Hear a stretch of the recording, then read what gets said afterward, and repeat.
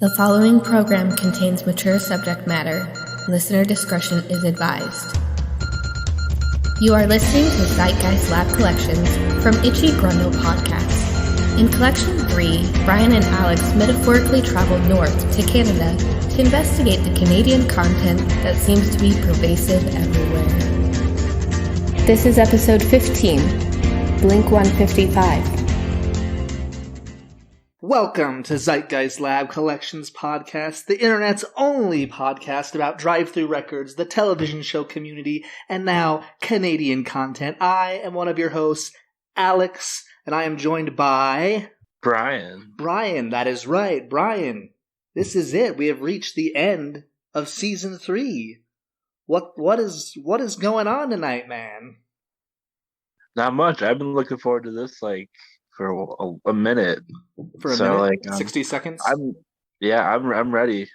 Hell yeah. So, we can't just get right into it. That would be too unlike us. No.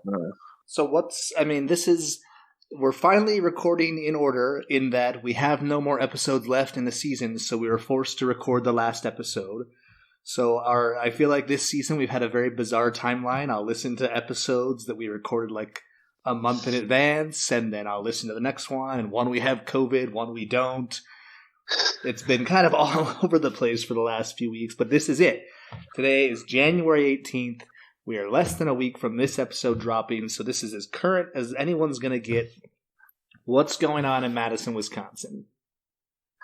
Not much, man. I've just been looking forward to doing this for forever, but I had a good day at work. Hell yeah. I got my microphone here. What is it? This is did you get an actual microphone? No. What is that thing? Oh my, fuck off. Come on, we've got to end the season the same way it started. Yeah, that's true. We haven't been over that in a long time. No, because you get mad every time I try to do it. But in all honesty, it looks like you're holding... I don't know if they did this in Wisconsin, but like in pretty much every school in Utah, in 4th grade, you learn how to play the recorder. And it just looks like you're holding a little recorder. Yeah, it's my microphone. I record with it. Oh, okay. All right. Very nice. So we're like 2.5 to 3 weeks removed from our COVID diagnoses. How are we doing post-COVID? Are you all better now? Yeah, for the most part. Yeah. How's the itchy ball situation? Still itchy, man. Still itchy? So you might have long COVID then. What's that? You might have long COVID then? Like long haul? You might be a long hauler if your balls are still itching after so long? Yeah, maybe. We just got a thing at work today where if you're unvaccinated, they're going to make you work from home. Oh. Well, it's a good thing you are vaccinated, as everyone in the Grundles should be. Exactly. I doubt there's anyone unvaccinated in the Grundles. I don't know. If you're a cupcake, I don't even know if they have a authorized vaccine for cupcakes yet, so that might be the one exception. Right. Oh, do you want to hear about a funny call I had at work today? Absolutely, yes. So I think I can't remember if it was a man or a woman. I think it was a man. It's definitely a man. Okay. Actually, like an older guy. And I was asking him, what I ask pretty much almost every caller, can you spell the name of the doctor so I could look it up for you? And he was like, no, but they're Oriental. Oh, God. And it was really hard for me not to laugh at that one. Sure. Yeah, that's a popular word for a certain generation. Oh yeah, for sure. We've got a grandmother-in-law who we visited her back in Virginia, and she was going to take us to dinner, and she's like, "Well, we're going to go to this Oriental restaurant." I was like, "Oh my God, okay." Yeah. So. But yeah, and then I had another call where the person was like, "I'm glad it's recording because you're not helping me." Oh yeah, those are always the best. Because they didn't know, or I couldn't help them figure out if the hospital is accepting visitors, because I can only transfer you to the fucking doctor's office, because that's your fucking job. Exactly, yeah. I don't know anything about a hospital. Right. So I had a couple of angry people today. But yeah, I've been like counting down the fucking hours to do this, and like I'm fucking ready, man. I don't know, man. Like, there have been a few times I feel like right before this season where, like, and even during the season where maybe you were kind of in a dark spot or I wasn't having the best day, but we've always in the end enjoyed what we do here. But maybe this is the most excited we've been in a hot minute about doing what we're doing. Yeah, for sure. Like, I got my favorite strain of cannabis here. What's the strain? Or Delta 8, rather. Purple Punch. Purple Punch. Now, yeah, it's a hybrid. Do you have like an in with anyone where you could get like a Fentuzler strain? That would be fucking awesome. I'm trying to think of like what it would be like a combination of different strains, because that's what most strains are these days, are combinations of other ones. What does your favorite strain do? Like, I understand there are different strains for different things, but for you, what makes your favorite strain your favorite? I don't know. I just always had a good time with Purple Punch. Okay. I just like I got purple punched by it. Well, there you go. All right. Well, speaking of having a good time alone with yourself, maybe you're in your room. Maybe you're in a car driving. Maybe you're in the stall at a public restroom. But I think one of the best ways to have a good time is to just kind of take out your hand and just like reach it right down and get a good... And grab the old grundle. Yeah, grab that. Get a good grundle grab going. So I think with we haven't grabbed the grundle before. We haven't. I'm just going to fucking grab that grundle. Like, just like grab that taint. Just yank as hard as I can. Cause a little bit of pain to know I'm alive, and because honestly answering these questions is sometimes painful. And I'm sorry, Gabe Sluice. I know that you've taken offense to finding out as you've caught up with this season that sometimes these questions have bothered me, but that's okay. That's what I'm here to do. I'm here to answer these questions. Apparently, I'm not here to ask the questions that I've been kindly asked to delete my question for today. But you know what? We don't need to get into that. Let's just reach down into the grundle and see. I was surprised you deleted it right away, or deleted it at all. Let's just see what these people want from us. All right, let's take a little gander here. I put out the request pretty early today because I was just really bored. I've been getting up at like 4 o'clock in the morning for no fucking reason. Jesus Christ! I know, my stupid fucking life. You should host a podcast that's just you called My Stupid Fucking Life, and it's just be you bitching about your life. Nah, I couldn't do that. I know you don't know how to edit. Exactly. Well, I wouldn't. Well, I don't believe in editing, so I wouldn't edit it. All right, so we got the average amount, pretty much, of questions here. First up, we have Gabe Sluice. The sluice is loose. Who wants to know, when you go to the barber, what do you say to get your hair cut the way you do? Okay. You want to take it away here? Yeah, I can go first. So when I go to the barber, I tell him I want a number 2 on the back and the sides, and I want that kind of tapered in to the top where I get like a finger length scissor cut on the top, and then I have my sideburns brought up to. I mean, I don't know what it's called, but I just kind of point to where they're brought up to, and that's what I say, and I get my haircut. A number 2. You get a number 2. A number 2 on the sides and the back, yeah, and then I get if they ask at like the base of my neck if I want it squared or rounded, I always choose squared. I don't know why. I don't really care if they do whatever. I don't care. But if they ask, I choose squared. Nice. I usually just say, take a couple inches off. Whoa! Is this your dick or your hair? Oh. That's disgusting. Yeah, no, I just usually just tell them to just trim it, a certain amount, and which is what I should have said first to avoid your disgusting joke. Do you ever get it short? Like, do you ever like get it bicked or like a buzz cut or? No, not really. I had a summer when I was growing up where me, my brother, and my dad all got buzz cuts. Oh, nice. How did it look? It looked pretty awesome. I was like maybe 7 at the time. I never did a buzz cut, but I got a flat top once. I looked so fucking dumb. Did you ever see what's that Jim Carrey movie, Me, Myself, and Irene? I looked like him. Oh, wow. Okay. That's fucked up. Yeah, definitely. All right. Thank you, Gabe Sluice. We'll see you next season.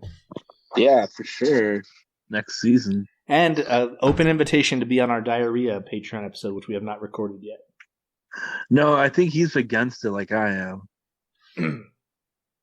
Good. We need a dissenting voice or two. Okay. All right. And then we have good old Veronica who wants to know, you going to go to that big Vegas pop punk thing? No, absolutely not. No. This lineup thing? I've seen the lineup, yeah. Okay. I'm not going to fucking Vegas for a festival, though. No. Sounds awful. It's pretty close by to you, though. Yeah, it's about a 7-hour drive. If you want to. It could, but I hate festivals to start off with. Yeah, so do I. And it's on my daughter's birthday, so I don't think my daughter wants to spend her birthday in Vegas watching Dashboard Confessional. She doesn't want to see Paramore? Well, maybe. Maybe in the future, but she's going to be 3, so she probably will have no idea what's going on. Oh. But speaking of concerts, I found out that I'm going to see Motion City Soundtrack live, and I do not remember buying these tickets. You don't remember buying tickets? No, I got an email last week saying that the Salt Lake date, along with the rest of the tour, has been postponed because of COVID. And I was shocked to find out that apparently back in August, I bought tickets to see Motion City Soundtrack. So that'll be exciting when it happens. Hell yeah. Are they playing like an album all the way through? Or? Yeah, it's the 17-year anniversary tour for Commit This to Memory, which is an album I don't like, unfortunately. But I've never seen them live, so I can't... That's like their only good one. No, okay, no. My Dinosaur actually, Life is their best one. And I know you like other ones, so don't give me this shit. Yeah, that was like one of the last CDs I ever bought was My Dinosaur Life. Hell yeah.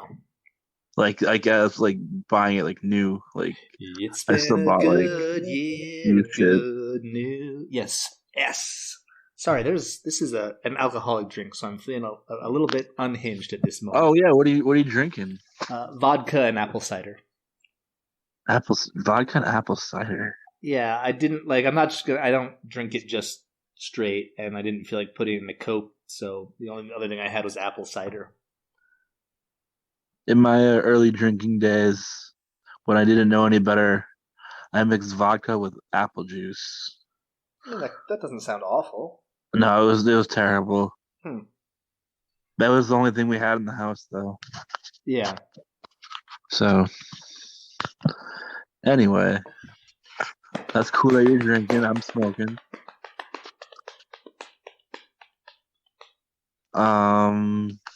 Did I answer this question? No. Where am I? Not, no. You're in Madison. Okay. You're in the cloud. I am in the cloud. Okay. Yeah, I saw the lineup. I'm a huge Paramore fan, honestly.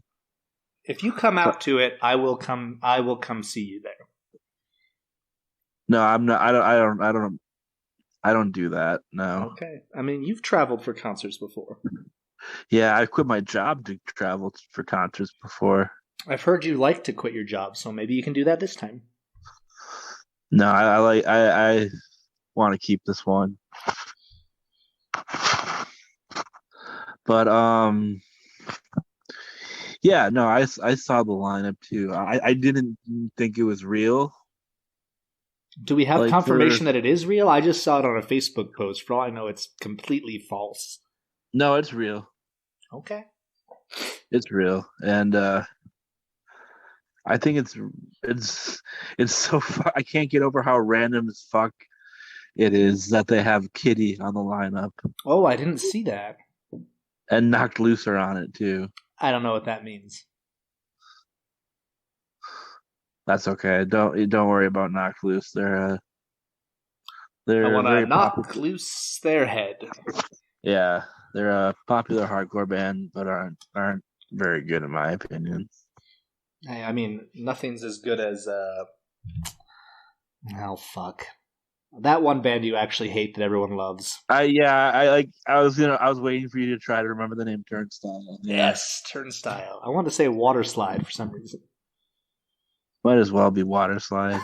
Why am I scrolling through Facebook? Anyway, I would see Glassjaw. They're on the lineup. That's pretty cool. AFI, as long as they're playing their old material, that'd be pretty cool. I'd only go for Dashboard. That's it? I mean, I'm sure there are others. Avril Lavigne would be fun enough. I'm not like a huge fan, but it would be good. Those are the only two I remember. Like, it's such a big lineup. My Chemical Romance are on there. They're headlining. Yeah. It's stupid. I don't know how it's gonna work. That's too many bands. Yeah, absolutely. I heard there's gonna be 3 stages too. I don't believe it.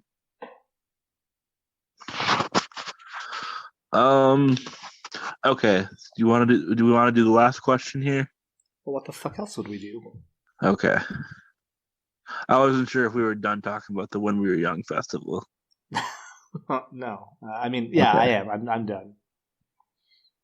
Okay, so this one looks like it's directed directly at you. This is Buttermuffin wants to know, why does Alex lie about his proximity to snow? Okay, do you want to go first? You go first. I wasn't aware that you lie about your proximity to snow. That's right. I wasn't either, so I don't know what the hell this asshole is talking about. He's always up in my mentions trying to give me shit about this or that. I have always been honest about how close or far I am from snow. So, Buttermuffin... Is it snowing by you? Not right now. No. It's been nice out this week. So, you know... Is there snow on the ground where you are? There might be like a little bit of snow left over from like the week after Christmas. We had a pretty good snowstorm.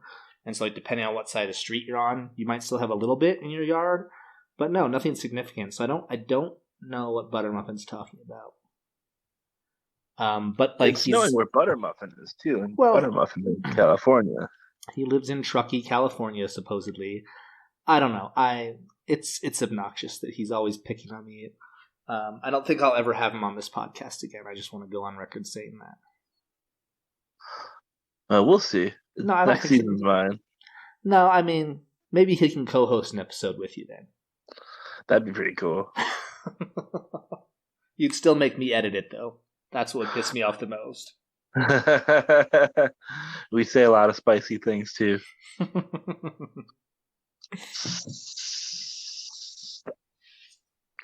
Well, I guess that's it for the Grundle, huh? That's a wrap on season 3 of the Grundle? Yeah. We didn't do the Grundle in season 2, did we? We took listener mail, though, right? Or no? I don't remember. Think we did. Season 2 is a blur. It's my least favorite season, and it was mine. All right, well then I'll go ahead and say that's the correct take. I try to be kind, but if you're gonna say it, I'm gonna say it as well. Like, I don't know what it was. Yeah, I don't know what it was either. I think it was just our sophomore slump, I think. Oh, okay. So this is the comeback then? Yeah, I think so. Yeah, we're still figuring out what we want to do as a podcast. We're still trying to find our sound. Are we still playing jazz? Yeah, we're still doing podcast jazz. Because we're not talking about just one thing. We're just doing podcast jazz, but at the same time, it's more structured too. So speaking of jazz, I was just gonna like put the hard no on this, but now that we're like 15 minutes into it, I'm feeling good. This is going really good. Do we want to take a crack at what I assume, slept through on Sunday night? Oh, yeah. It has like absolutely nothing to do with this season or this episode. But when else are we going to record this if we were to? Or do we just want to say everyone's missed out on getting to hear us try to attempt that? Yeah. Are you talking about the Aristocrats thing? Absolutely, yeah. Mm-hmm. Okay, yeah. Yeah, I barely slept through. I was like pissed. I'm like, why did you wait longer? Well, I waited till 8:50 I know, my but time. like you waited like 15 minutes, I think, right? Mm-hmm. I waited 15, maybe even 20 minutes. Yeah, because I remember I woke up at exactly 9:46, and I was like, fuck. Yeah, and and it's fine. Yeah, we're kind of pulling back the curtain, telling people when we record stuff. Yeah, 8:30 p.m. Mountain Standard Time is when we record stuff. Yeah. So do we want to try to tell this joke, or do we just want to move on with our lives? I think we should move on with our lives. I don't know. Got it. Deal. That works for me. Okay. I don't know how to tell that joke anyway. I've been thinking really hard about it. But you can go ahead then. You want me to go ahead? You can take a solo here. Okay. So for anyone listening, some people may or may not know that Bob Saget died recently. I don't know what that means to anyone. That means really not a lot to me, although it sounds like he was a pretty cool dude based on everything I've heard in the last couple of weeks. But what I always remember about Bob Saget is he told the Aristocrats joke in a documentary from 2005, an amazing documentary, which you've seen at least part of, right, Brian? Yeah. And so he tells this joke, and like lots of comedians do it. It's kind of like a free-form joke. And I had this idea that Brian and I could each attempt to tell it, and we were just going to tack it on to the end of the Norm Macdonald episode because Norm and Bob both died this year, or within the last year. They did dirty work together. I thought it made sense. Brian slept through our chance to do anything that made sense with this. I'm going to attempt to tell the joke right now. And if you're familiar with the joke, great. If you're not, that's great too.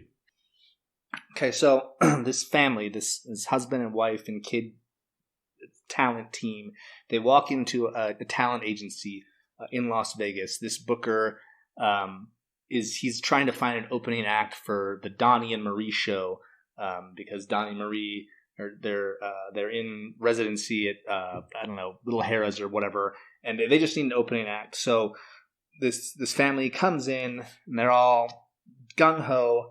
And they say, hey, we've got this great act that we want to show you, and we know this is what you're looking for to open this act. And the talent agent says, great, all right, let's see it. So they're in his office. They're wearing like kind of like tuxedo type, like Broadway, almost like outfits like you would see him wearing that musical Chicago. And they come out, and the dad starts. He's like in front of his family, and the dad just starts. And he's just standing there, and he starts removing his clothing, one piece of clothing at a time. So he starts by very gently taking off his shirt, and as he takes off his shirt, he like folds it very neatly because he has a background in retail. He worked for like a big box retailer, so he can get like these crisp looking folds. And he just takes every piece of clothing he takes off, he just folds so neatly, and he puts it down.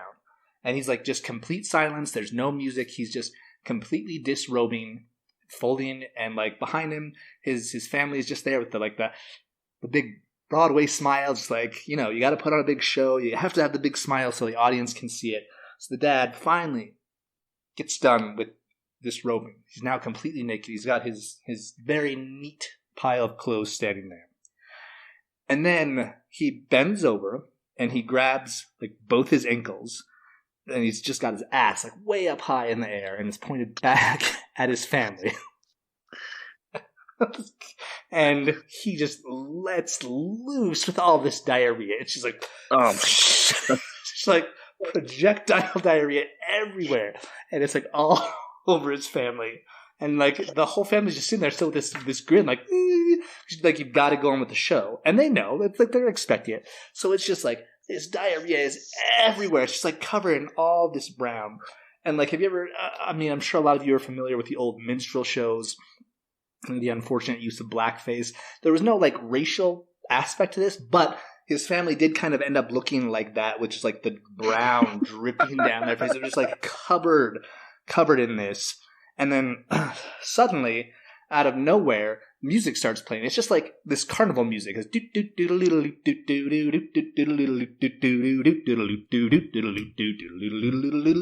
it's just playing over and over again. And then like the mom and dad, they just start kind of doing this sort of dance. And you can't see me if you're listening, but they're just like kicking their legs, swinging their arms. Got like the jazz hands going because the dad is stood up by now. But everywhere is covered in brown except for him. But he doesn't want it to seem like he is in a position of power. So at that point, the mom keeps dancing. The kids are just standing like, yee! And he just kind of, like, have you ever used like a slip and slide? He just kind of dives across the huge puddle of diarrhea and he's like covers himself in. He's just like head to toe drenched in it. He gets back up, they're dancing, and then they move to the background, and then the kids come out front and they start singing. So they start singing the classic song, Hot Cross Buns. Hot cross buns, 1 a penny, 2 a penny, hot cross buns. And they just sing that on repeat. The carnival music's still going. The mom and the dad are dancing in the background. The shit's going everywhere. And then suddenly, a small monkey walks into the area. And he's carrying like a little pill bottle. And what's in the bottle is actually Imodium, because Imodium is used to stop diarrhea, obviously. And the dad, now that part of the show is over, needs the diarrhea to stop, because he's kind of dripping everywhere down there. It's not really stopping because, I don't know what he's got going on necessarily. So he grabs the bottle of pills from the monkey and he's like, ah! He just like swallows the whole bottle of pills, right? Now, a lot of people probably don't know this, but, Imodium is actually, it's a very small level of a narcotic. I don't remember which one. I wish I would have researched this better. But if you take approximately like 200 Imodium or so, you kind of start to get maybe slightly the same high as if you took like a Percocet, if I'm understanding correctly. So he downs like a few bottles of this just Imodium, and then suddenly he's like tripping balls, and he has no idea what's going on. He's just like totally out of it, and he's looking around, he's like looking, and he's just kind of like feeling himself, and he's like, he notices his hands, right? Like, he's like, oh wow, my hands, why are they all brown? What's going on there? And then he like just kind of sticks them in his mouth, and he just starts licking his fingers, and he's just getting the diarrhea all in his mouth, and it's just dripping down his mouth, and it's all over his tongue. And then suddenly, the monkey lights a bunch of fireworks. Poo, poo, poo, poo, pop, pop, pop, pop, pop, pop, pop, pop, pop. Mind you, the kids are still saying, hot cross buns, hot cross buns. And then the fireworks just kind of bring an end to everything. Everything stops, the music stops, the dancing stops, and they're just standing there going, ah, jazz hands. And the talent agent says, wow, that is a hell of an act. What do you call that? And the dad looks at him and says, the Aristocrats. Podcasting jazz. Oh, yeah. That was fucking incredible. That was insane. That was the most insane thing we've done on this podcast.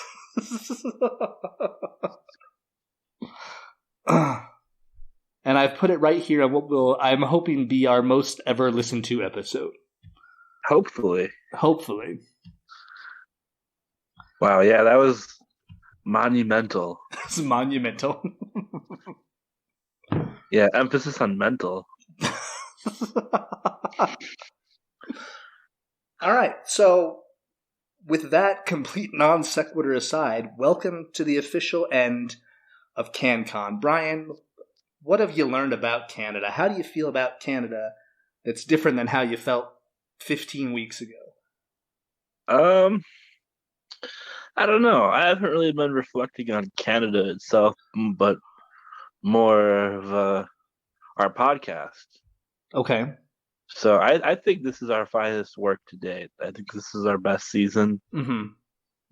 I had the most fun with this one, I think.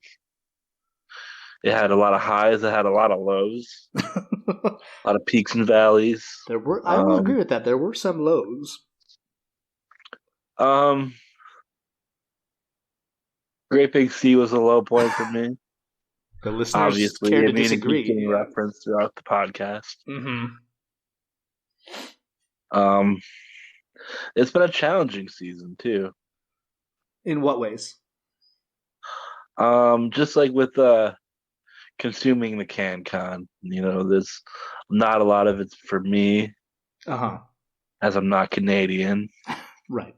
Yeah, I mean, in that sense, none of it's for you. But I still had to watch a children's show. Mm-hmm. A great children's show.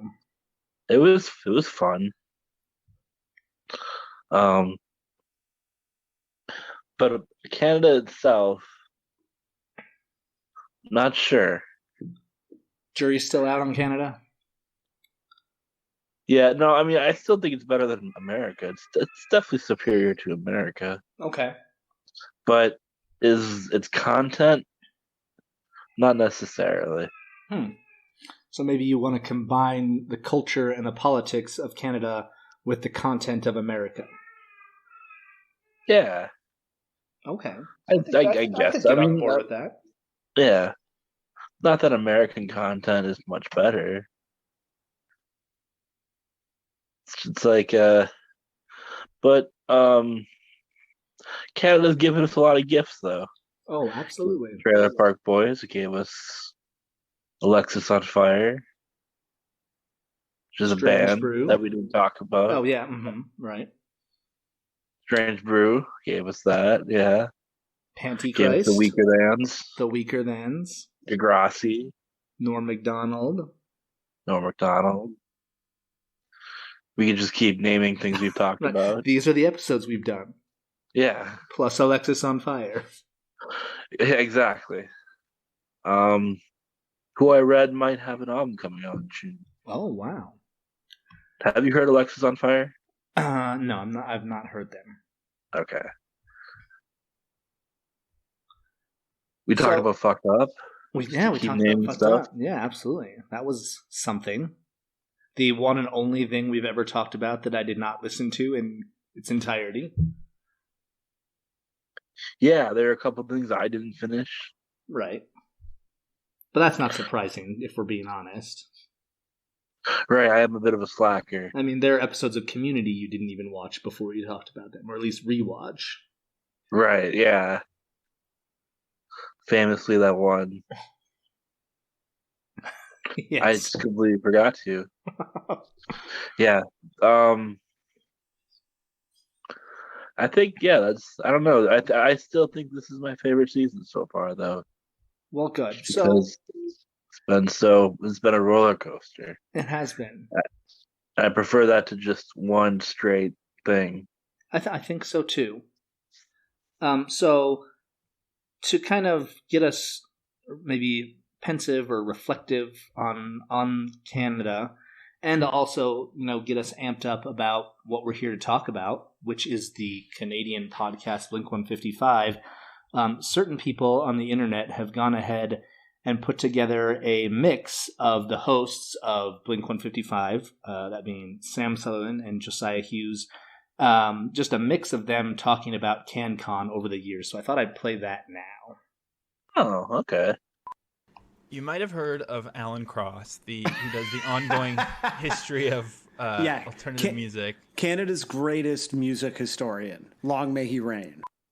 That means that they hate other places. But I like the idea of just being someone who loves every city and is just obsessed with all of them equally. They're all my babies. I think you're talking about, of course, Sean McAuliffe, Canada's greatest city lover.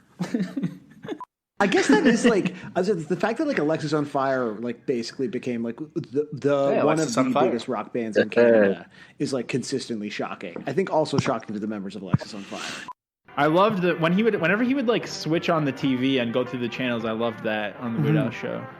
Okay, should we watch Mike Bullard? Yeah, let's watch Canada's Weird Al, Mike Bullard. Welcome to Blink-155, the only Blink-182 podcast on the entire internet, now officially coming to you from the only two good cities in Canada. Of course, I'm talking about Edmonton and Lethbridge. No, it's me in Toronto and Josiah Hughes from his new home in La Belle Province, Montreal, Quebec. Josiah, how much pizzaghetti have you had in the last couple of days? now that you are officially a francophone. That kind of CanCon crowd forcing them to sit through a reading. Was there CanCon laws at play in terms of like how? Because the other thing people in Wodonga need to know is that in Canada, legally, we have to play a certain amount of Canadian music. Did that play into the track listing of Big Shiny Tunes? I really like them, but he has a band, another thing called, I think, Cat's Eyes, and it's with someone who's like a Canadian CanCon singer-songwriter who's, I think, his wife. It's like one of those fever dream movies, like the Peanut Butter Solution, where like you just are convinced that it didn't really happen. Yeah, I've still never seen that, and I bet you George has never even heard of it because it's deeply CanCon. Especially that it looks like because for some reason Hello Canada always looks like those royal family magazines that grandmas have. Just for the royal family, yeah. And it is the royal family of CanCon. Canada's royals. Yeah, just quickly explain that. That guy's name, both of his names are Merck. Yeah, his first and last name are both Merck. Merck. And he manages. But he's not Merkin. He's Canadian. Yeah. So wait, does that mean also that Tom's songs are CanCon now? Plus, it's CanCon, right? We gotta keep the CanCon up. I mean, like, they definitely went to some CanCon parties together. Yeah, totally. Well, this is a reason to have him on the pod then. Now you've got an excuse. Some of our listeners didn't even know these people because they're from Ottawa. So I thought we should get some CanCon on here for once. Oh, that's good. Yeah, this will help us on the charts for sure because they have to promote CanCon. That makes sense to me. I think your mom just had good taste. Yeah, she just followed CanCon rules. Yeah. I just realized like how rich we would have gotten if we used our powers to formally pivot to being CanCon after Blink-155. Oh, why didn't we think of this? There should be in Canada we have. I'm sorry, Bill, for talking about Canada, but in Canada we have like CanCon rules where there has to be like a certain amount of Canadian content, and I think there should be like SkaCon as well. The short music for short people episodes were some of our best, so we're trying to pander and get some new people in here, and we're really just talking about obscure CanCon through the lens of 90s garage rock that was on Epitaph that no one's heard of that we're just calling racist. It's just definitely some of our best podcasting yet.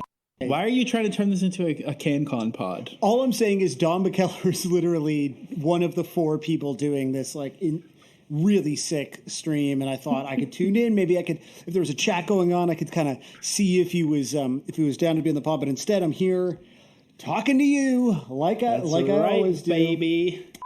So much was obviously subject to CanCon regulations, and basically everyone who I spoke to at the station at the time told me they over-indexed on CanCon, and they basically tried to just kind of recreate the Canadian ratio of music to American ratio of music in the complex.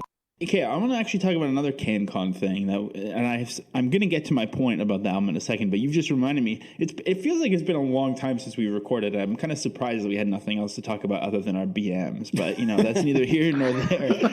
The Calgary Chamber of Commerce released this small business anthem. No, why would I have seen this? But because it was I saw you share this. That's it. I saw this video in your Instagram and was like, I don't understand what's happening, and I clicked through.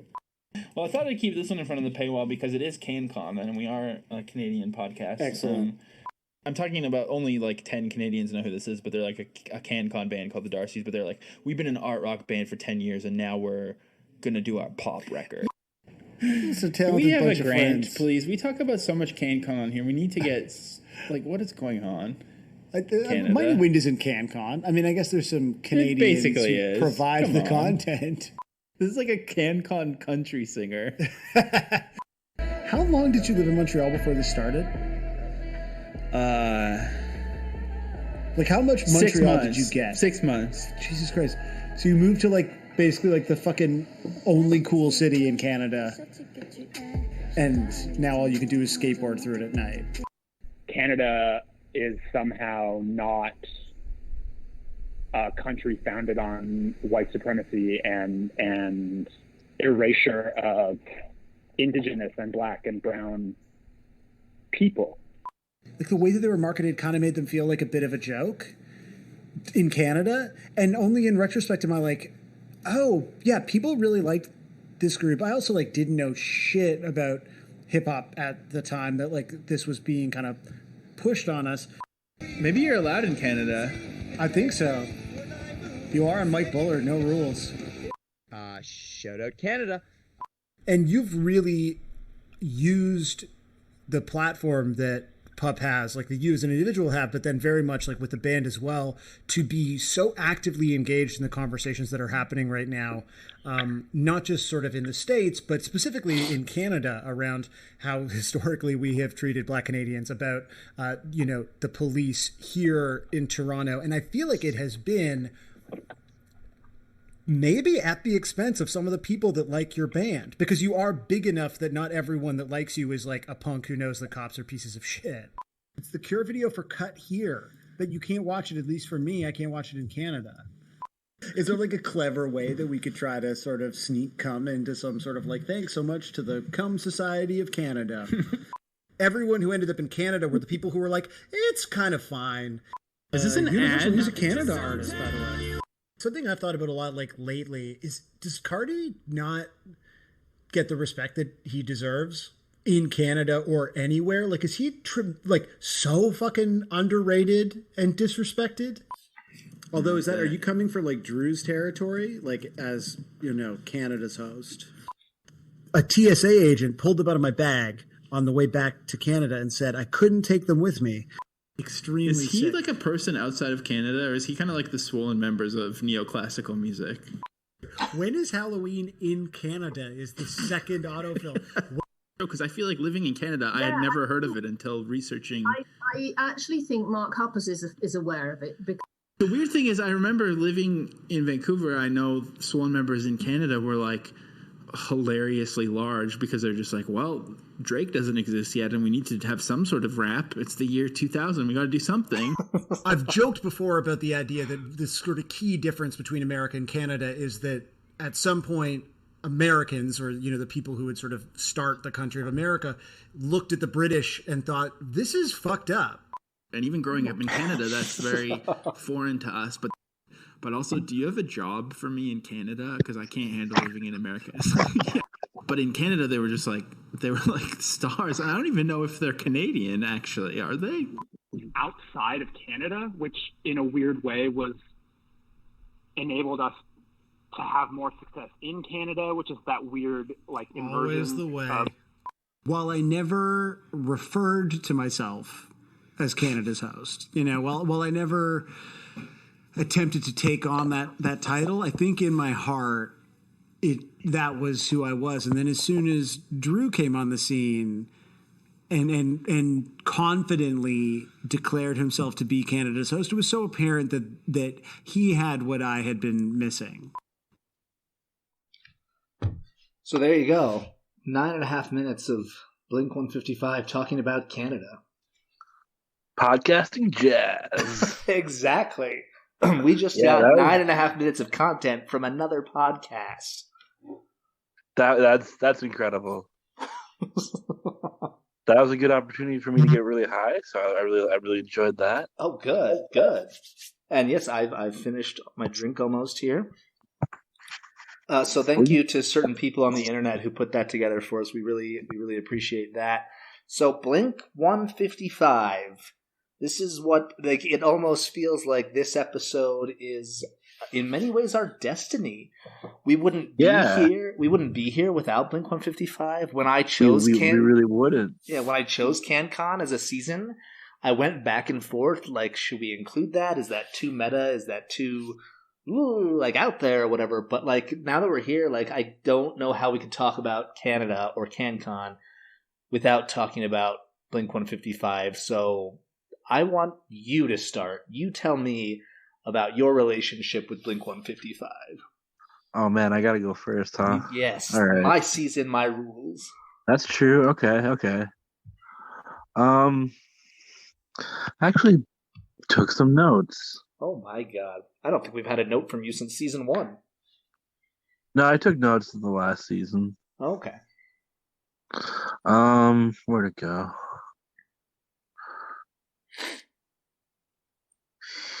Yeah, I mean the podcast means a lot to me, obviously.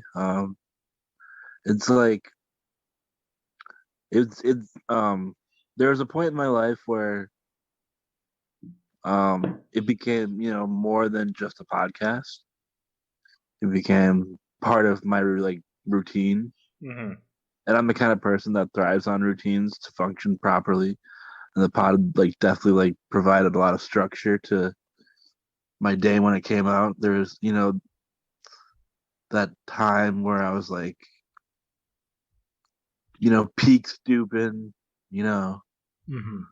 Fit Tuesday Friday every single Friday, and that would all kick off because of the pod, Sure.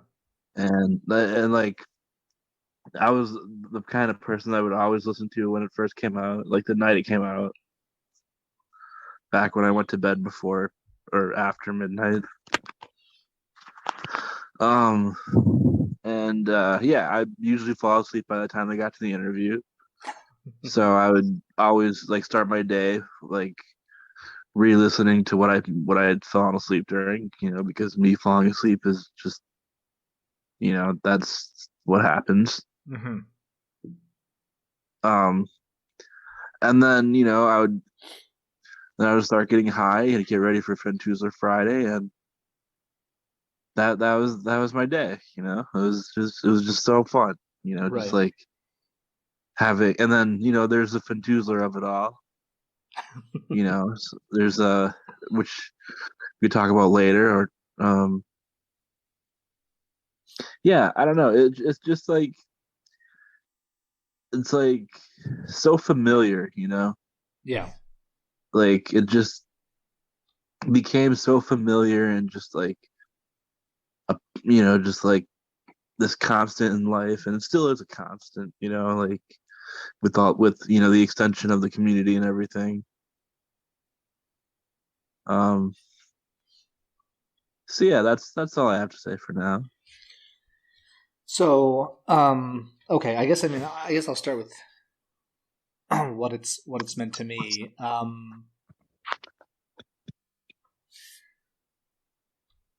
Yeah, I don't know. It's really strange how the pod came to me. I mean, in our guest segment, which we were fortunate enough to record before this, maybe a few of the guests mentioned that a popular story among many people, some of which were our guests and many of which were not, is that the pod kind of entered their lives during a particularly bad time or helped them get through certain things.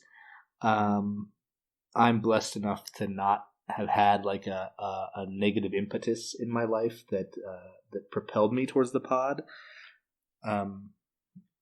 But yeah, one day I found this podcast, Blink-155, and I remember I had heard of it maybe a month before or so.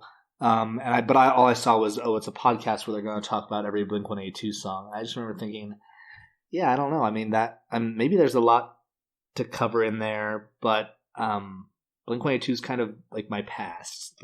I still, even if the podcast didn't exist, I would still have a lot of nostalgia for Blink-182 and a lot of love. To me, it's still good music that's worth revisiting from time to time. All eras, regardless of how I rank the albums, I don't think there's an album that's not worth re-listening to at certain times, at certain junctures, at least from the era pre-Matt Skiba. But I put on this podcast one day because I had a long day at work, and I just wasn't feeling listening to music because I'm definitely a music on the commute type person. And I was like, oh yeah, what's that one podcast that's about all the Blink songs? And so I found it. It was Blink-155, and I was like, okay, well, this is interesting. And I think a lot of people, regardless of the podcast, whether it's this or not, would be like, well, I'm going to start at the beginning. I didn't do that. I just kind of looked through the list of songs at the time, and this would have been March of 2018. So I just kind of looked through the list, which was pretty short at that time. And I was like, oh, one of the most recent episodes was the party song, which is not by any means my favorite Blink song, but I was like, well, let's see what this podcast would have to say about that.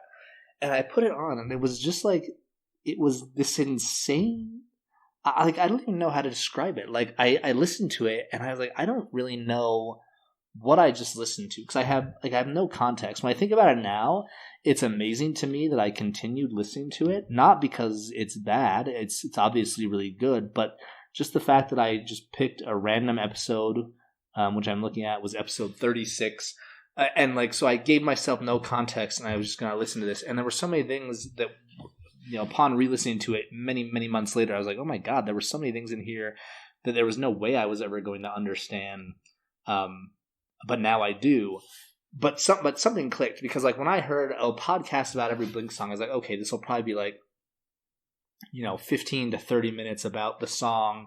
It'll be very focused, and then that'll be it. And that was very much not what it really was ever. So I started going back and binging through the 36 or 35 other episodes. And again, because I'm completely insane, I didn't do it in order. I just be like, oh yeah, it looks like they talked about Adam's song. I want to listen to that one next. Oh, after that, Ghost on the Dance Floor. It's a neighborhood song. Great. So I wasn't listening in order, which made it even more chaotic, because there would be things I would hear in an episode and I'd be like, I don't really know what's going on. And then I would go back 6 or 7 episodes before that, and I'd get the reference. And I'd be like, okay, this is there's a larger story here. And then at the same time, I started figuring out, okay, it comes out every Friday. So I kept up with it every week after that. It was every Friday morning, drop Miles off at daycare, get on the road to work. I'm putting on the new episode. And it was such a great thing. And because my commute at the time was fairly short and these episodes were so fucking long, it would take me days and days to get through. But that made it to me better, because I didn't like having to go back to listening to music or find another podcast or something. This is what I wanted to do. And at first it was just podcasts I listened to. And I was looking back through it, because in our guest spot we talk a lot about the Twitterverse part of it, which was I think big for some people, not so much for others, but it was a big part for me. And as Danny mentions, I kind of positioned myself early on as a kind of villain of the pod. So I was trying to go back and figure out when I first tweeted at the pod. And it was actually March 30th of 2018. And I said, where can I write to you about my thoughts on your party song episode? And Josiah responds, DM or Facebook, or if you have the guts publicly, do it right here. And I think right from the beginning, I literally positioned myself as someone who was trying to argue with them, going no, you're wrong about this, and this. These are the quote unquote correct takes. So when I go back and view it through the lens of what is now almost 4 years ago, I'm like, oh yeah, I was obviously the villain, because I just wanted to pick apart all of their takes rather than just kind of enjoy them for what they were. But yeah, they became friends even before I started, sometime, occasionally messaging them or talking to them independently outside of just a Twitter feed or whatever.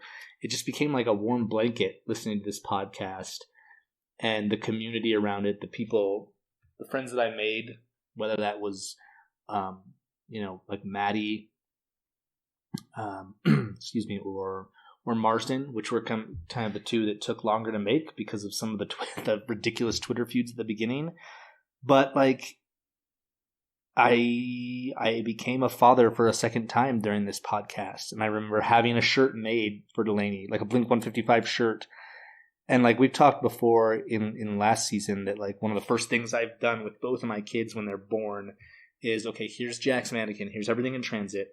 And here's season 3 of Community. That's super important. But I had the pleasure or the privilege with Delaney, in addition to that first night in the hospital after Jack's mannequin, because I'm just sorry, that's always probably going to take precedence. But after that, I was like, okay, and here's Blink-155.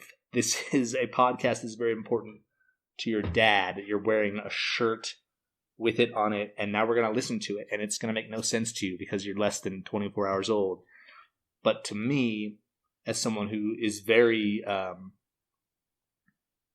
the content I consume defines me in many ways, and it's very important to me. It was important that my newborn hear this as one of their first experiences in life, and then I had I was lucky enough to again make these friends that I was able to send newborn shirts to David Park and Maddie Rendell for their children that were born during the run of the Blink-155 podcast. And it's just insane to me that there are people from around the world that I've gotten to know on a personal level, all because of this. And so I don't think it's possible for me to overstate the importance of this podcast on who I am 4 years later. Hell yeah, that's fucking beautiful.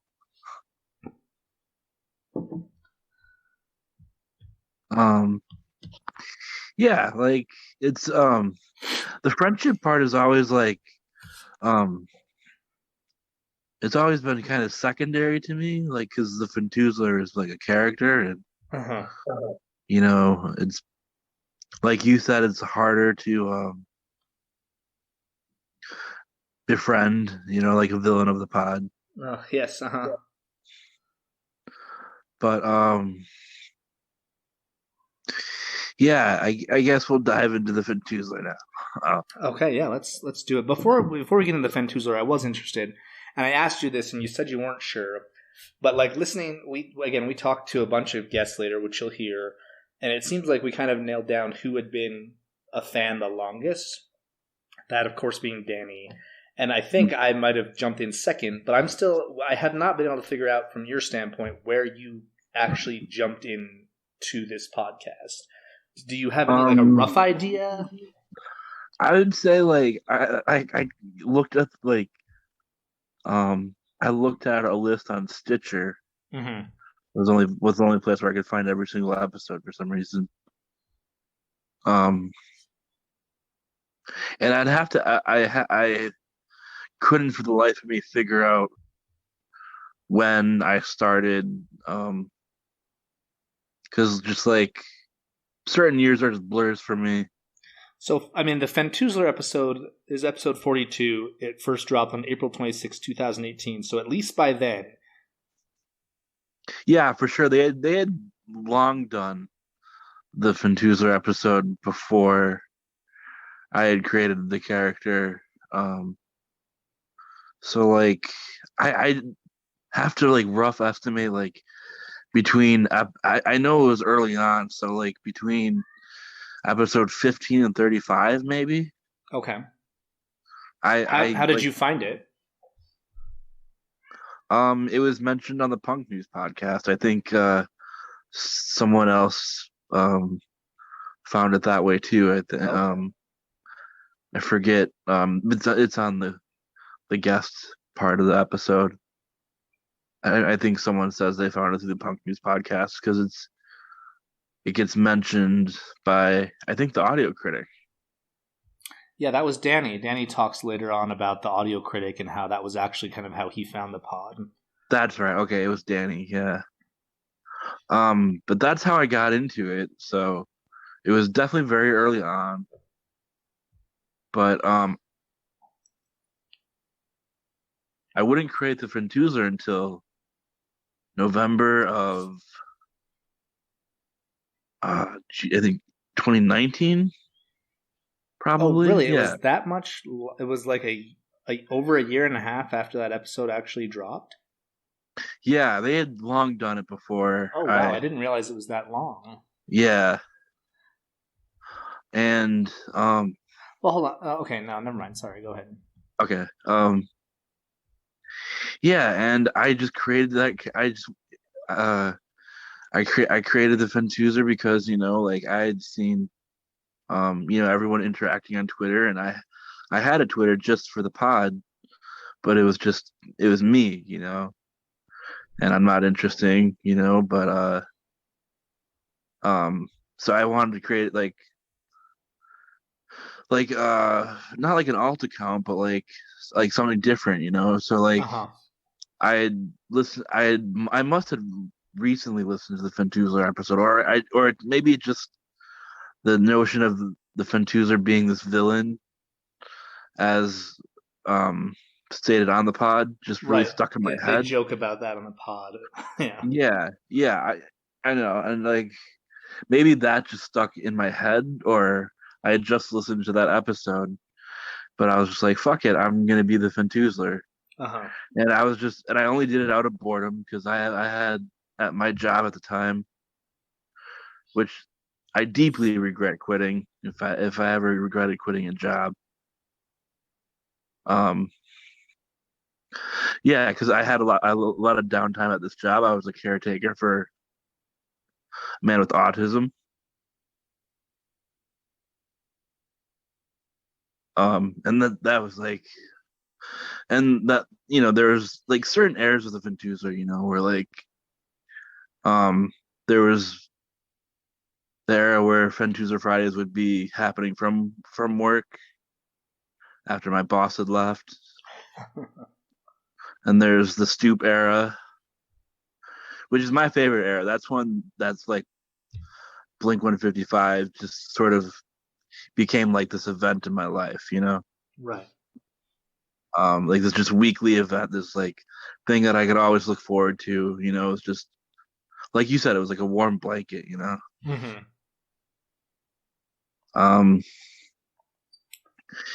Yeah, and like, I just wanted to like be like the Fentuzler to be like you said, like a villain, and just like but like at first I didn't really know how to do that, you know, because like I'm not like, I try not to be like an antagonizing person. Yeah. But yeah, but like, and then the first tweet it wasn't in all caps. It was, oh wow, yeah, little known fact. Do you remember what that tweet was? Yeah, it was, hello Blink-155, it is me, the Fentuzler. Okay. And then I decided everything was going to be in all caps just because I wanted him to be like this deep, ominous voice that you didn't know where it was coming from, where it was like, so, and I think all caps really just like illustrated that, that sort of aesthetic. And it was always an aesthetic choice too.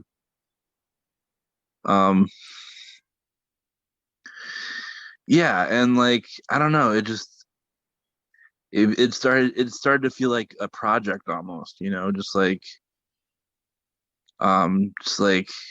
having this like distinct tweeting voice that didn't stick around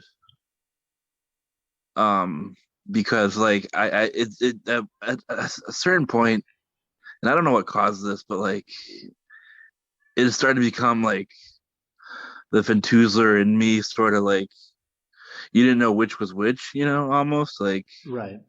I started tweeting personal things and like had like, not like mental health breakdowns, but like would tweet about mental health stuff and just like became this just like vessel for just like my feelings and stuff like that too. And sure. I like regret some things where like, you know, I would tweet not necessarily out of character, because like, what does that mean? Right. You know? Yeah. At that point.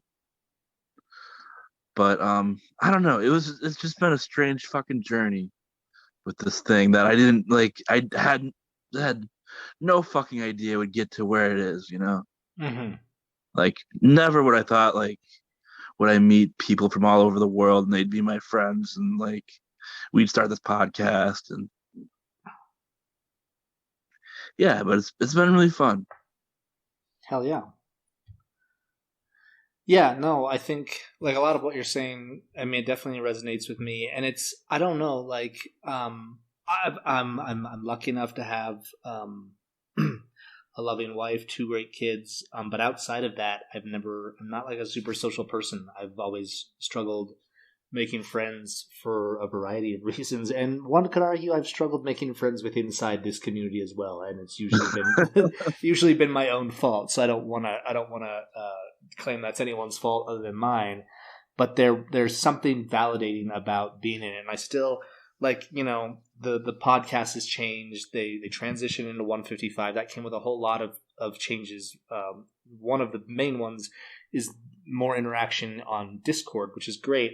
But for me, it was always a Twitter thing, and I still have like these phantom memories of like that hit of validation or adrenaline or satisfaction, like when the pod account would like something I said, or even better, like retweet it. And I remember like I would always go for like what I called like the trifecta, which would be like a like from Sam and Josiah and the pod, and like that was like something so validating when I would get that every once in a blue moon, because it's like these people that like I have invested so much time in listening to, they at least see what I'm saying online and they're boosting it, whether they agree, which I'm sure a lot of the time they weren't agreeing, which is fine, but like so much validation was tied up in that, and that I totally understand as I'm saying that how unhealthy it sounds.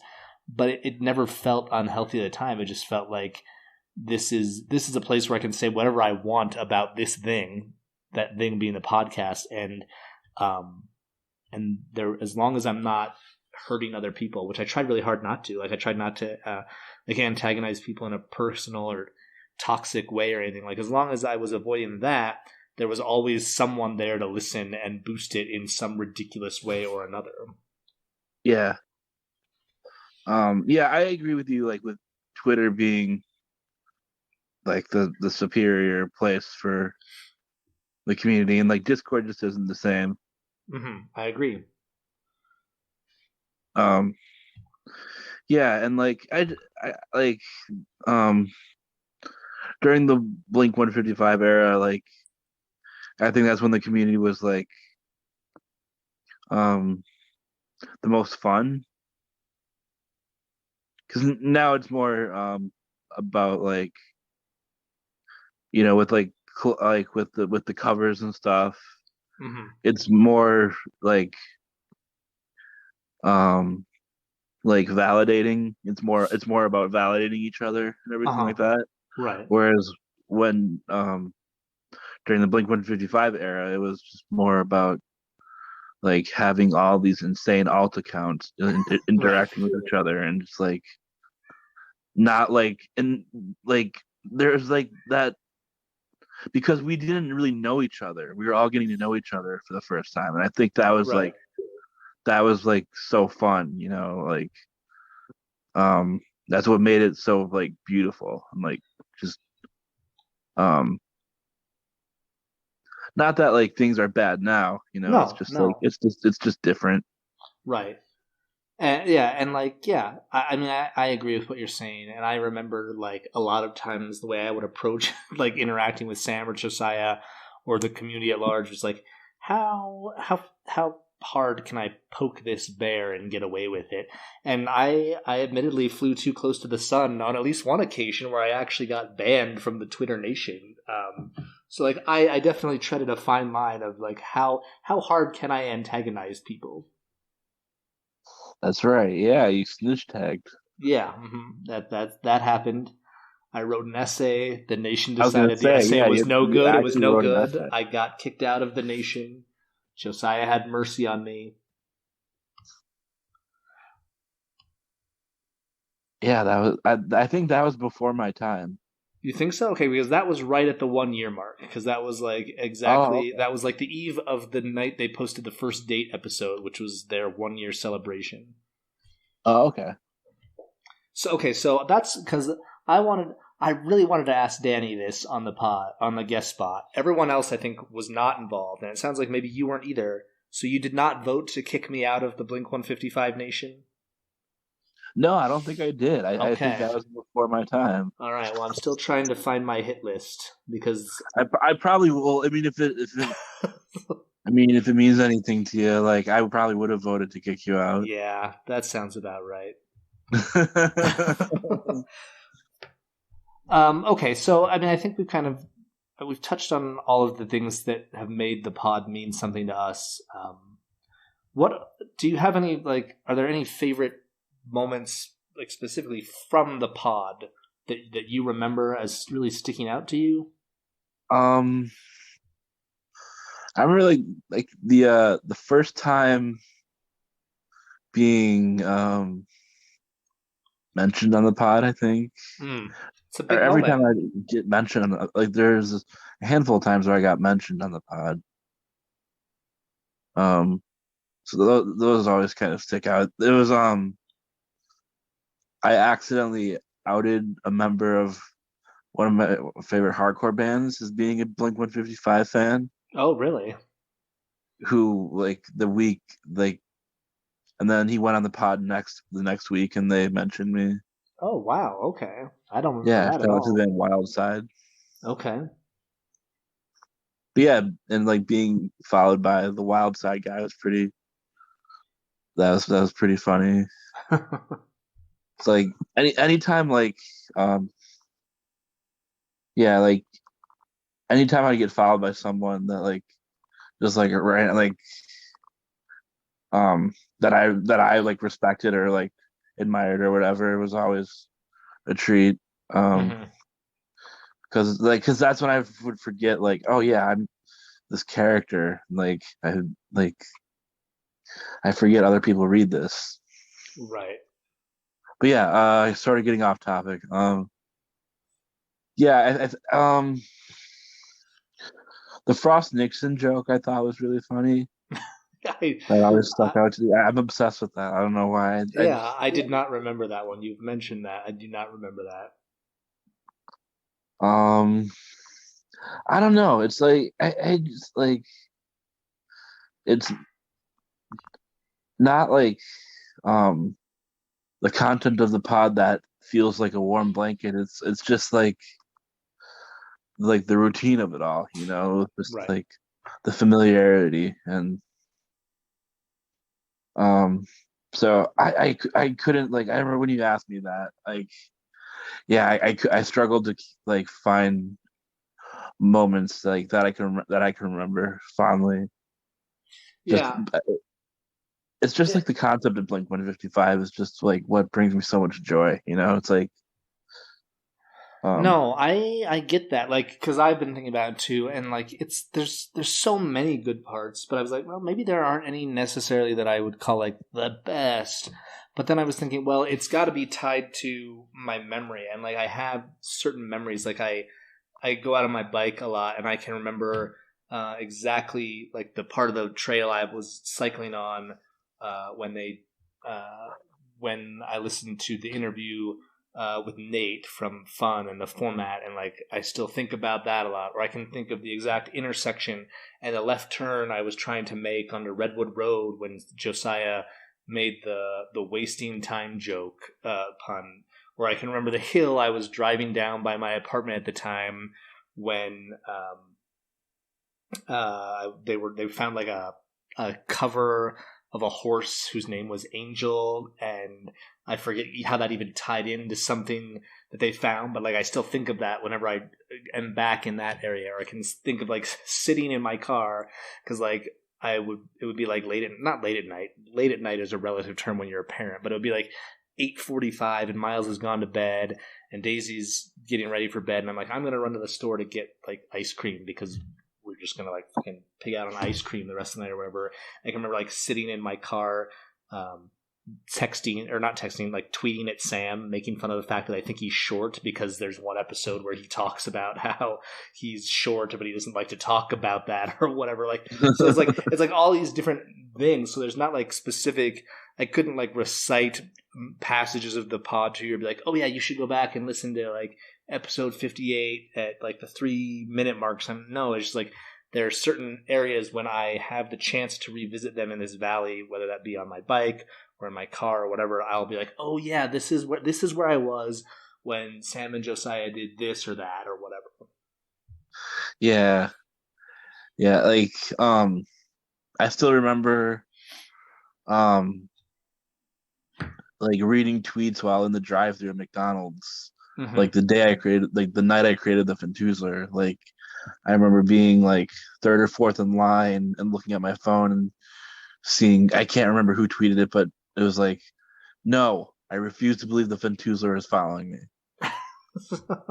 This is like the night I created the character. And like, yeah, just remember being in the McDonald's drive-thru when that happened, and that's funny. Yeah. Okay, what about like pod adjacent happenings? Not directly on the pod. I think in our guest spot you talk a little bit about like the Twitch streams and how much of a happy time that was for you. Are there any other like not directly on pod type memories that you have? I mean, like just the Fentuzler, you know, that's pretty much like the and all the cover compilations too, like from the 155 or the Blink 155 era. Yeah. Like the Damn It comp, and the Twitch streams, yeah, for sure. Like the Hinder comp and the Posse Cut was I think fuck what I just said. The Posse Cut is my answer. That's my that was my favorite thing that we've done, I think. Absolutely. I think the Posse Cut was huge. Like up until then they had done a few things that involved like input from the nation. One was like the Bored to Death covers, not Bored to Death, whatever the first song that dropped from 9 was. Blame It on My Youth. Blame It on My Youth, right. And then the Life So Boring covers, that was like an instrumental song that they had people like actually like complete the cover or whatever and submit. And I thought those were all fantastic, but I just didn't have the capacity. Like at that time, I was just not set up to do any of that. I lacked the creativity at the time to even think of what to do. But when they did the Posse Cut, I was like, oh yeah, I can do this. Like I had a rap group in high school. Like of course I can fucking rap over the Fallen Interlude. And it's like I remember submitting my thing, and then I remember thinking like, okay, this is like my ultimate time to try to get like some sort of redemption, because I always still felt like I was like positioned as like this villain of the pod one way or the other. Like I was always bothering someone. I was always the contrarian. I was getting kicked out of the nation. People were blocking me for whatever.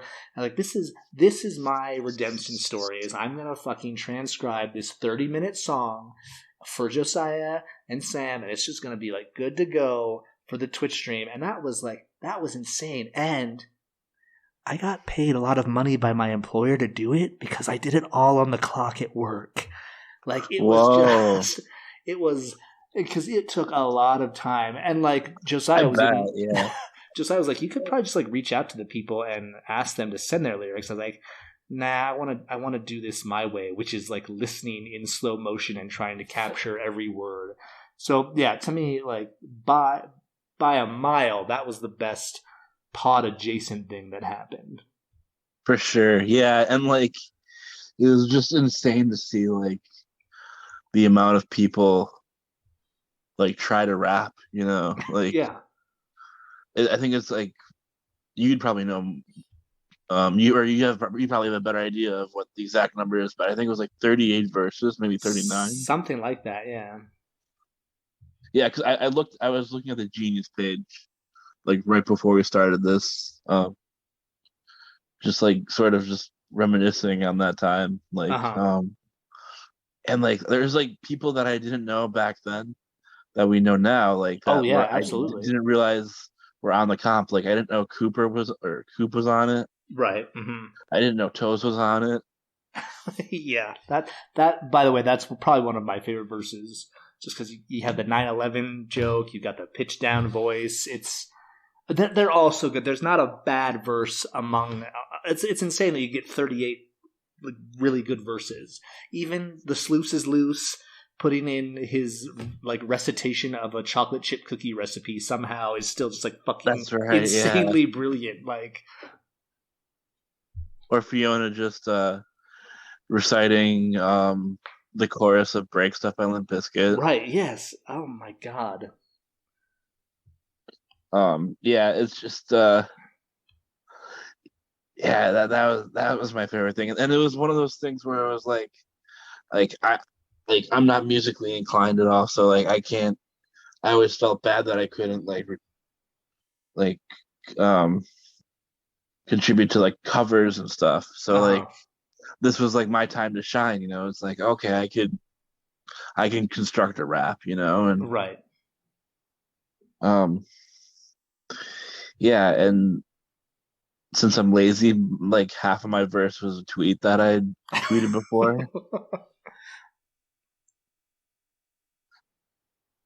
And I remember doing that and being like, because I didn't know I didn't know you at that point. I just remember like writing out loud. I was like, I bet Fentuzler's gonna like that I transcribed his verse in all caps because I was gonna mention that. And then you mentioned that right in the Twitch chat, and I was like, all right, I got this. I know what I'm doing to an extent, at least.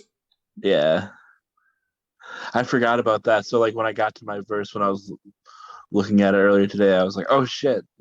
He transcribed it in all caps. Yeah, yes, that's correct. That's funny. Yeah, I think the posse cut is by far like my favorite accomplishment of like a group effort. Yeah. All right, is there anything else left to say before we get into some covers we've got put together here? And that's right, covers of a podcast for those listening at home. That's what I just said. I guess not, I could go on for Yeah, we could probably go on forever. At some point we've got to stop ourselves though. Yeah, honestly, yeah, I could reminisce forever about the pod, but yeah, like the time when someone was clearly searching themselves on Twitter for Fentuzler Friday. And found my review. Okay. Shout out to the band Mannequin Pussy. Oh wow! How did they know about Fentuzler Friday? Like I said, they were clearly name searching. Oh, okay. On Twitter and found my review. What did they say? Did they agree with your review? Did you give them a kind word or two? I think they appreciated it from what I remember. Okay. I think like the only like not like controversial, but like the tweet that got them was like I said something about how like the music rocks, but I listen to the lyrics and want to give the singer a hug or something like that. Okay. And they like read that and they were like, no. But yeah, like I said, I could reminisce about the pod all day, and I'll do it. God damn it. Okay, well, as great as that would be, I think it's time to move on to covers. Yeah, probably. So we're gonna start the cover section the same way that Blink-155 often start their cover section, which is with a Nightcore version. So I've put together a Nightcore version of Blink-155. A lot of people point to this as a classic moment on the show. So this is from episode 63, which was Last Train Home. And this is just a Nightcore version of one of the clips from that show. That wasn't very helpful either. I thought through this episode we could figure out actually what time I need to leave. But your horror set Airbnb. Oh yeah, it's not good. So actually I forgot there's even another thing before covers. I have a question, Josiah. Can we talk briefly about hygiene? Hygiene? Yeah. Why? Well, because earlier when you were describing like your slow and steady realization that where you were staying was like kind of a horror set. Yeah. Like so you got home last night. I just thought that I'm glad it's going this way. Yeah. Because you're like sitting here looking at me directly and you're like, can you talk about hygiene? And like I knew this was gonna happen. So Jesus Christ. 2 weeks ago. Yeah. 3 years ago. Yeah, right before the pod started. Basically, you and I were texting about getting home and cleaning our new tattoos. And you revealed to me that you weren't really able to properly clean it because you realized how disgusting your Airbnb is because you were washing it and then the only thing in your Airbnb was like weird like bro body wash or something like that. No, there's like okay, first of all of the faucets in this Airbnb are broken. Like, they're all broken. Like, I have to turn them with this weird, like, half force so that it doesn't rip off, but also it connects with the thread inside. Right, okay. So no faucet works. So I finally got one, and I had read online, because I haven't had a tattoo in a while, I read online, like, it needs to be lukewarm, like, not too hot. So it took forever to, like, try to turn this thing. And then, yeah, the only body wash that's in there, but I didn't want to go buy it because I'm cheap. Yeah. Because there's, like, I don't know, it's hard to, like, find it. When you're not from the city, it's hard to find, like, the closest Shoppers Drug Mart. Like, you always Google it, and it's like, oh, King Street, or whatever, and you're like, I'm nowhere near there. Okay, yeah. So I'm like, I think that you're admitting that there are other streets in this city, though. This is like... I mean, and I am literally on Bloor, so that's why. Right. So, but there's, like, there's a convenience store. What do you call it? DAP in Toronto. Like, no, I wish we were that cool. Yeah. I'll, like, pretend to call it DAP, like I'm in fucking Quebec, but I'm not. You call it a bodega? Yeah, I'm, like, really, like, oh, where are the bodega cats? So I was like, maybe I could go there, but it was already, like, 3 in the morning. So I used this, like, janky body wash. That when I was using it in the shower the other day, it used to be, like, some sort of, like, I don't even know, like, sort of salt. Like, it looks like it used to be fancy. It's like sea salt and cucumber or something. But it literally started to smell like Elmer's glue while I was putting it on myself because I think it's so old. So, okay, I have a Now I have several questions. One is, a tattoo is an open wound, so you just rub salt in it. Yeah, I want to make sure that that's clear. True. And then, I only use like a tiny bit because I don't know. Because you were worried. Yeah, and also because hygiene is just not that important to me, to be honest. Right. So, which brings me to my next one, which is that you've been in Toronto for like a week or whatever. Yeah. And you're about to go to Europe. You're in, fuck, I can't handle this. You're going to be in Europe for 2 weeks. Yeah. Do you not bring soap? No, I don't, because I always pack a carry-on and I don't have to deal with all that shit. So Just a little soap? Yeah, usually I bring a little one. But You have a toothbrush on you? Like, what's in your bathroom kit? Literally almost nothing. Because I went to Shoppers and I spent so much money, but then I just forgot to get body wash. So I was like, I'll just keep using Elmer's glue. And then I mixed it with this old shampoo that was in there too, so it's like not entirely gluey. Alright, yeah. I mean, look, I spent like a lot of money on toiletries at Shoppers Drug Mart as soon as I got here, and then I forgot body wash. I was like, fuck. So then you're like doing amateur like chemistry in your Airbnb, like trying to come up with a combo shampoo body wash that isn't glue. Oh, seriously, like I thought, because the bathtub in this place is so shitty, like you can see that it's, I don't know, the bathtub looks like it's been painted with white house paint, kind of. It's so shitty. I can't describe how shitty this place is. So then I was like, as I was using this glue-smelling body wash, I thought that the hot water was like melting the paint on the floor of the tub. So I was like, is that what's happening? Is the paint wet on this bathtub? Holy shit. So someone was killed in that bathtub, and they just painted over the blood stain. That's it. Oh, shit, I think also because like it got far enough into my trip that I was like, I don't know, I just like I'm intimidated by bringing liquids as a carry-on. I just don't like doing it. It freaks me out. I already have like a laptop and a Nintendo Switch to worry about. I don't have to worry about like liquids. So, like then it got to the point of no return. This is good after this episode. It got to the point of no return. Where I was like, I don't want to buy body wash because it's only a few more days to leave.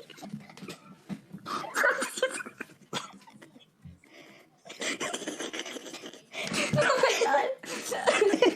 Because I didn't want to have like an open house.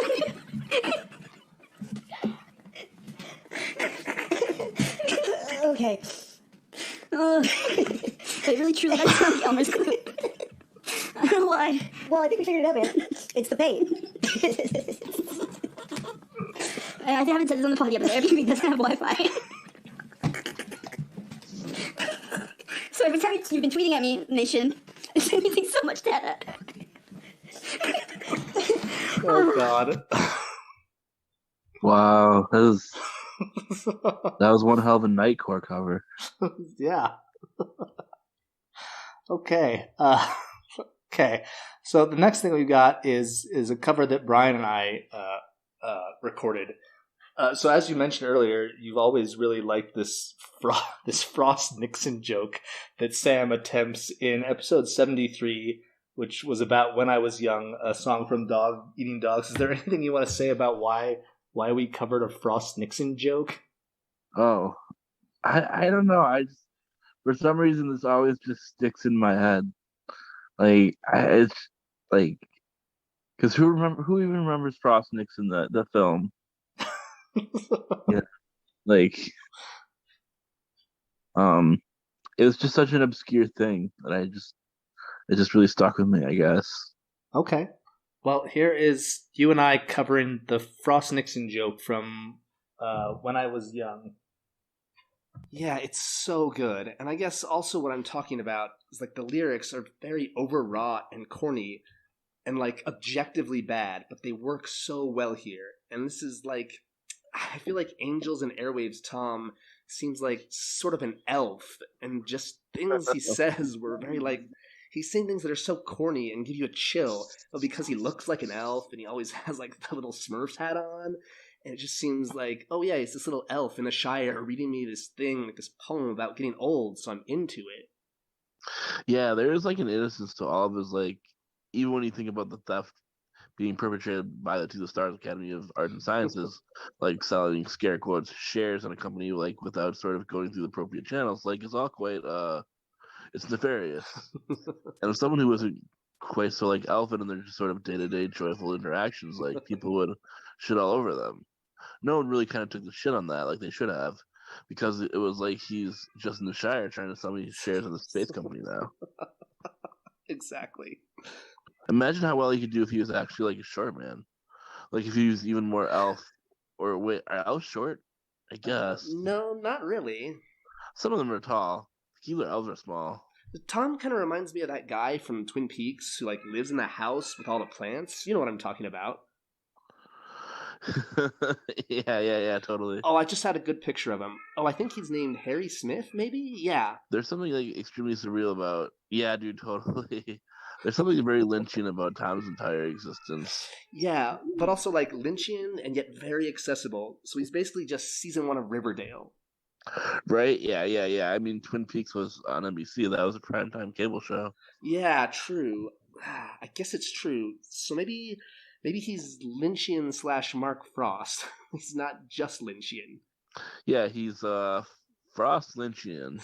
Yeah, he's not Twin Peaks season 3. Was that a Frost Nixon joke that you just made? It was. Well, I didn't make it.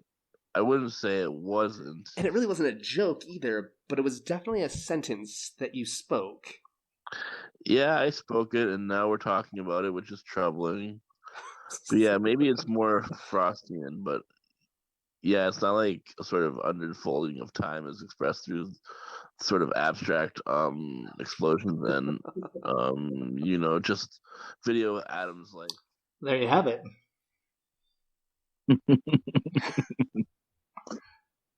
Okay, moving along, because I don't know what to say about that. Okay, so the next cover I've got comes to us courtesy of Jimmy Eat Pod, and they have done a clip from, I believe, the Pathetic episode. So this is Jimmy Eat 155. Welcome to Blink-155, the only Blink-182 podcast. This is also a Skate Kitchen fan podcast. Josiah, how did you enjoy the film Skate Kitchen? I love the film Skate Kitchen. It's so good. I saw it at Sundance in January. Like, since January, I've just known what's going to be the good movie. And I've just been quietly sitting here with my fingers clasped. And everyone says, oh, this movie's so good. And I just do the gentle nod. Did any of them say that it was kind of pathetic?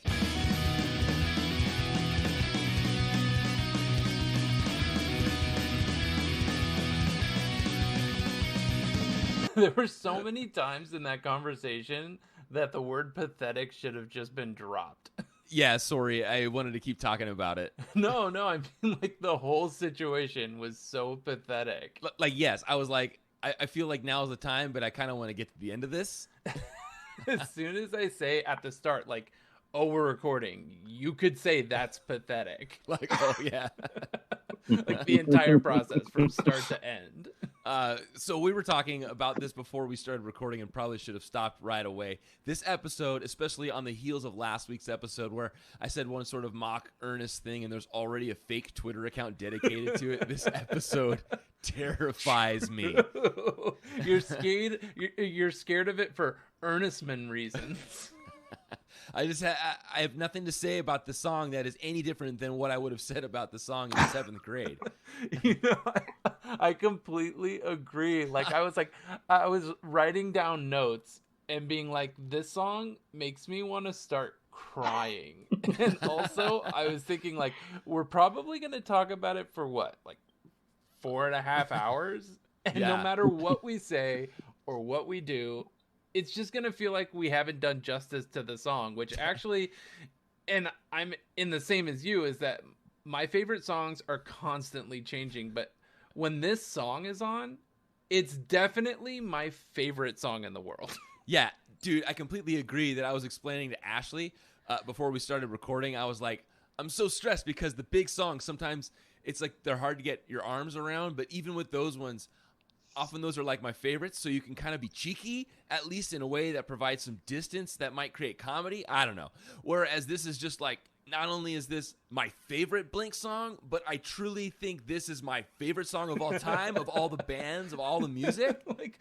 like this is what it's gonna be. This is just gonna be two mediocre white guys in their 30s talking about how good a pop punk song is. Like, that's so bad. I don't want to listen to that. So should we just stop the tape? I think we should. I think people should just know, like, you know what's happening and, you know, go do something worthwhile, like listen to something that matters.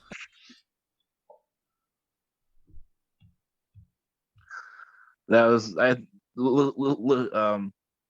listening back to that cover, like that reminded me of like that's actually one of my favorite moments or one of my favorite episodes. Yeah, that's a good one. Yeah.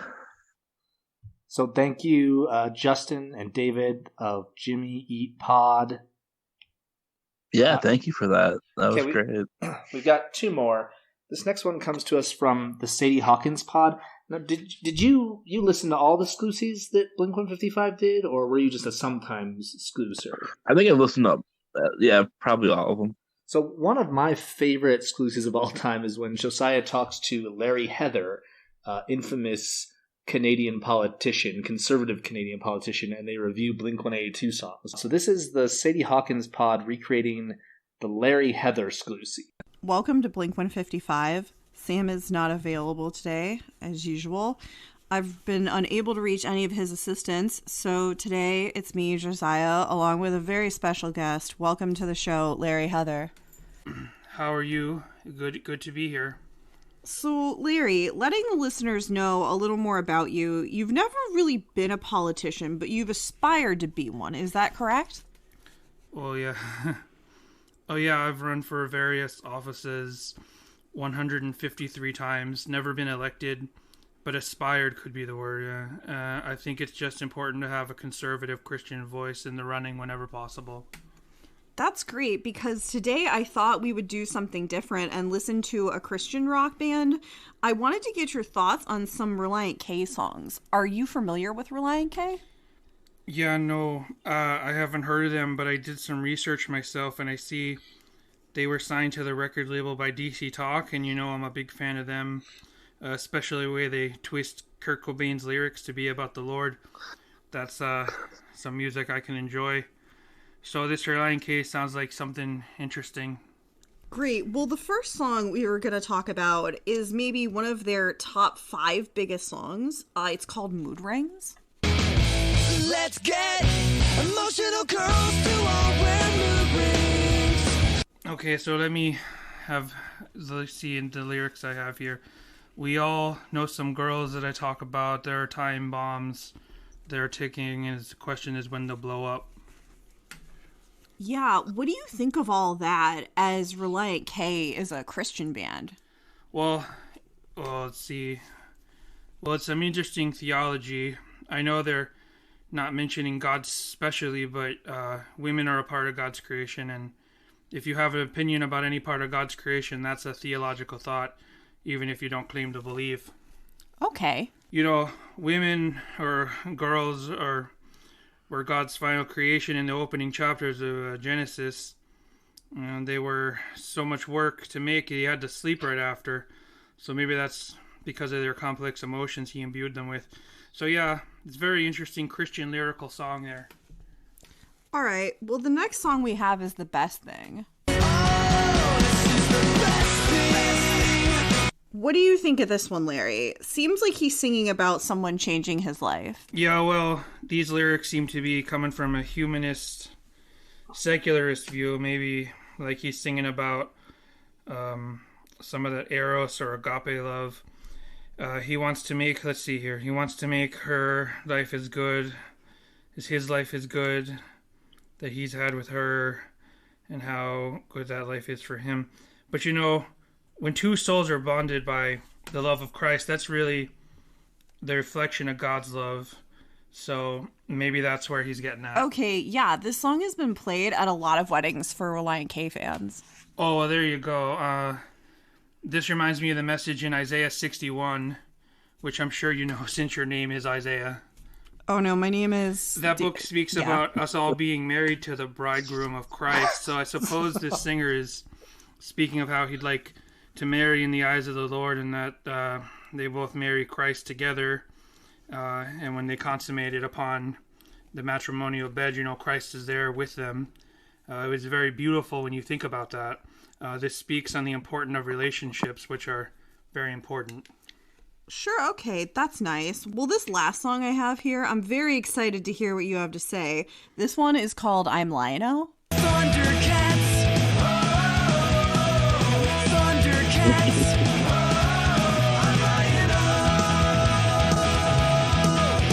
So, what do you think of that one, Larry? Well, I don't know where to start here. I mean, this is just wicked and horrible. Really? I mean, he's singing about these Thundercat creatures that are never spoken about in Scripture. Not that I can remember. If you know of any Scripture where cat people are mentioned, please let me know. But these hedonistic cat-like god creatures, they take the form of man and they are like man, but we humans are made in God's image. So I don't know what awful imagination would mock God's creation with such a mockery of his works and his good works. Well, I think they're just singing about a cartoon show from like the 1980s, like a Saturday morning cartoon. Oh, that's even worse. I mean, this seems to me like it's poisoning the hearts of young believers. If they think cats can become like men, then I suppose their schools could easily teach them that, you know, we evolved from monkeys, but that's not true because we still have monkeys. Yeah, but... And we still have cats for that matter, and looking at them out here on the screen, they barely wear clothes. The female one is hardly clothed, and it seems like Relient K is pretty happy with that, looking at these lyrics. No, this is just awful. I don't know what this band could claim to be, follow true Christianity. I'm just disgusted, frankly. I'm disgusted that you, Isaiah, are presenting me with this right now. Well, any plugs, Larry? Anything to promote? Oh, yeah. Keep an eye out there for me to be running for the next elections. And if you want to join the 155 Discord server, don't forget to sign up at patreon.com. Thanks, Larry. All right. Thank you, Danny and Jessica, for that interesting take on the Larry Heather Sclusy. That was a good one, yeah. Okay, last one comes from the Weird Parents podcast, and they've done a very British cover of Sam and Josiah's discovery of R.I.P. Sally.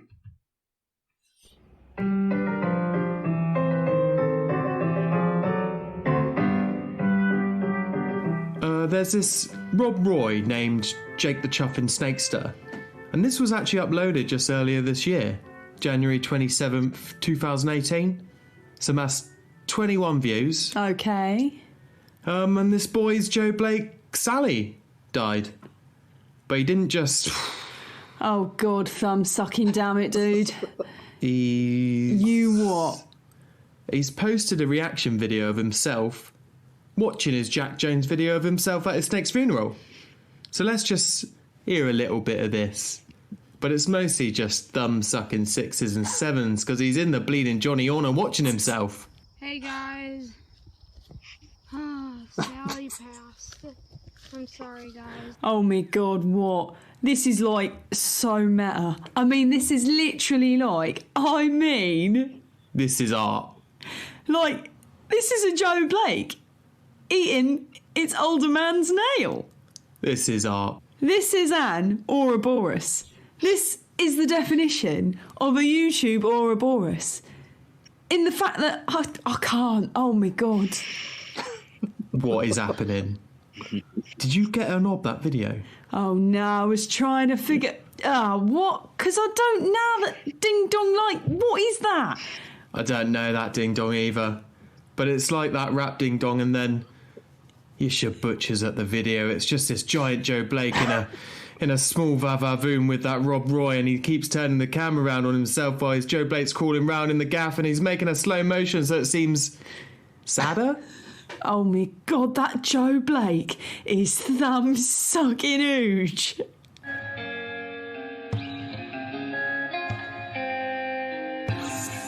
Well, I guess it's safe to say I see my time has come. This is the most terrifying thing I've ever Pearly Queen. Why did that saucepan lid have such a big Joe Blake in a gaff that has like now furniture?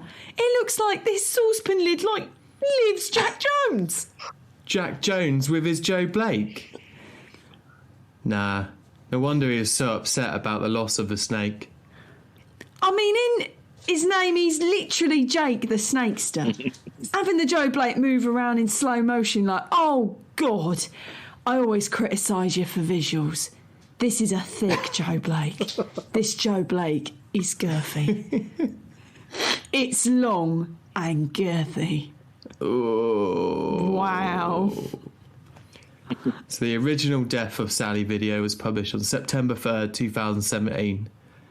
So the video since then has 55 views. And Jack said, hairy biscuits and cheese, get Sally 5,000 views. Sally is a happy drum now, though. Bye, guys. Ugh.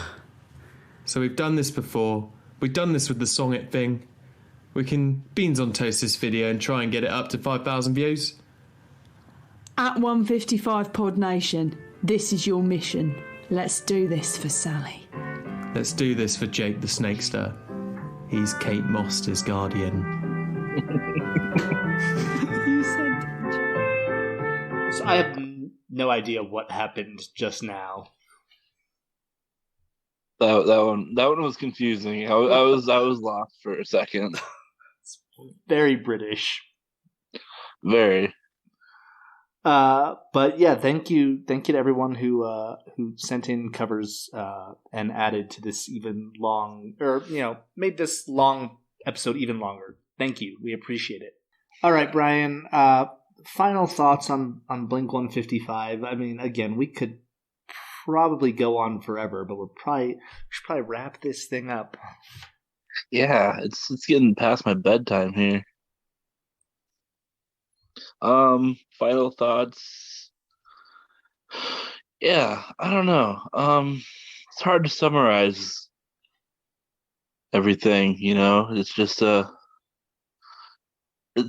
I guess I'm just gonna reiterate, never in a million years did I think this would happen, like that we'd get here. Like from this podcast. Yeah, it's just great, Yeah, I don't know what I can say that I didn't already say other than I'm extremely grateful that this podcast exists. I know. I will end exactly the same way that I ended last week and say that I know the pod might roll their eyes at this, but I'm so glad that they exist. There we go. And I think that's a good bookend for our season, because we started the season with the weaker thens, and I'm just going to end it right there with the weaker thens. I like that. So we're like 2 hours in now. You're about to hear another hour of us talking to other people about Blink-155. So if you think we're done, we're not. Not quite. Not quite. But with this, I will bid everyone here adieu. Brian, thank you so much for joining me on the adventure of season 3. And we'll be back sooner rather than later for the next go at the Zeitgeist. Season 4, baby. I gotta give a real shout out. I'm gonna get the air horn ready to go here. You're not gonna hear it, but I'm gonna do the air horn. Real shout out to Poli-Sci Alex. All right, welcome to the Zeitgeist Lab Collections podcast. This is our final guest spot for CanCon season, and of course, as our listeners know, because they just heard the main episode, we're talking about Blink-155, possibly the only Canadian content that's ever mattered. And we're here with our guests. And I'm not going to ask you guys to go in any specific order, so we'll see how much talking over each other you do. But does everyone want to go ahead and introduce themselves that's here so far? On 3. 1, 2, 3. What's up? Dotty. My name's Coop. I'll see you later in post. All right. Well, I don't know if anyone knows what just happened. I think everyone introduced themselves, so that's good. We're here with, and of course, Brian, a.k.a. the Fentuzler, for anyone who's only ever listened to Blink-155 and not this. Dotty, ShirlGirl, Danny, I don't know how, there's many ways I can introduce Danny, but he's Danny. Althea, and Coop from the Weird Parents podcast. So thank you all for being here. We're going to see how many other people hop onto this. So just kind of like a brief overview. When I thought about how do I want to end talking about Blink-155, I thought, well, the best thing about Blink-155 to me was the community that surrounded it, all the friends I've made. So I didn't want to be like, well, we're just going to have one person. So instead I wanted to see how many people we could get on a call at once. So that's why you're here, but I don't know where to start or what to say.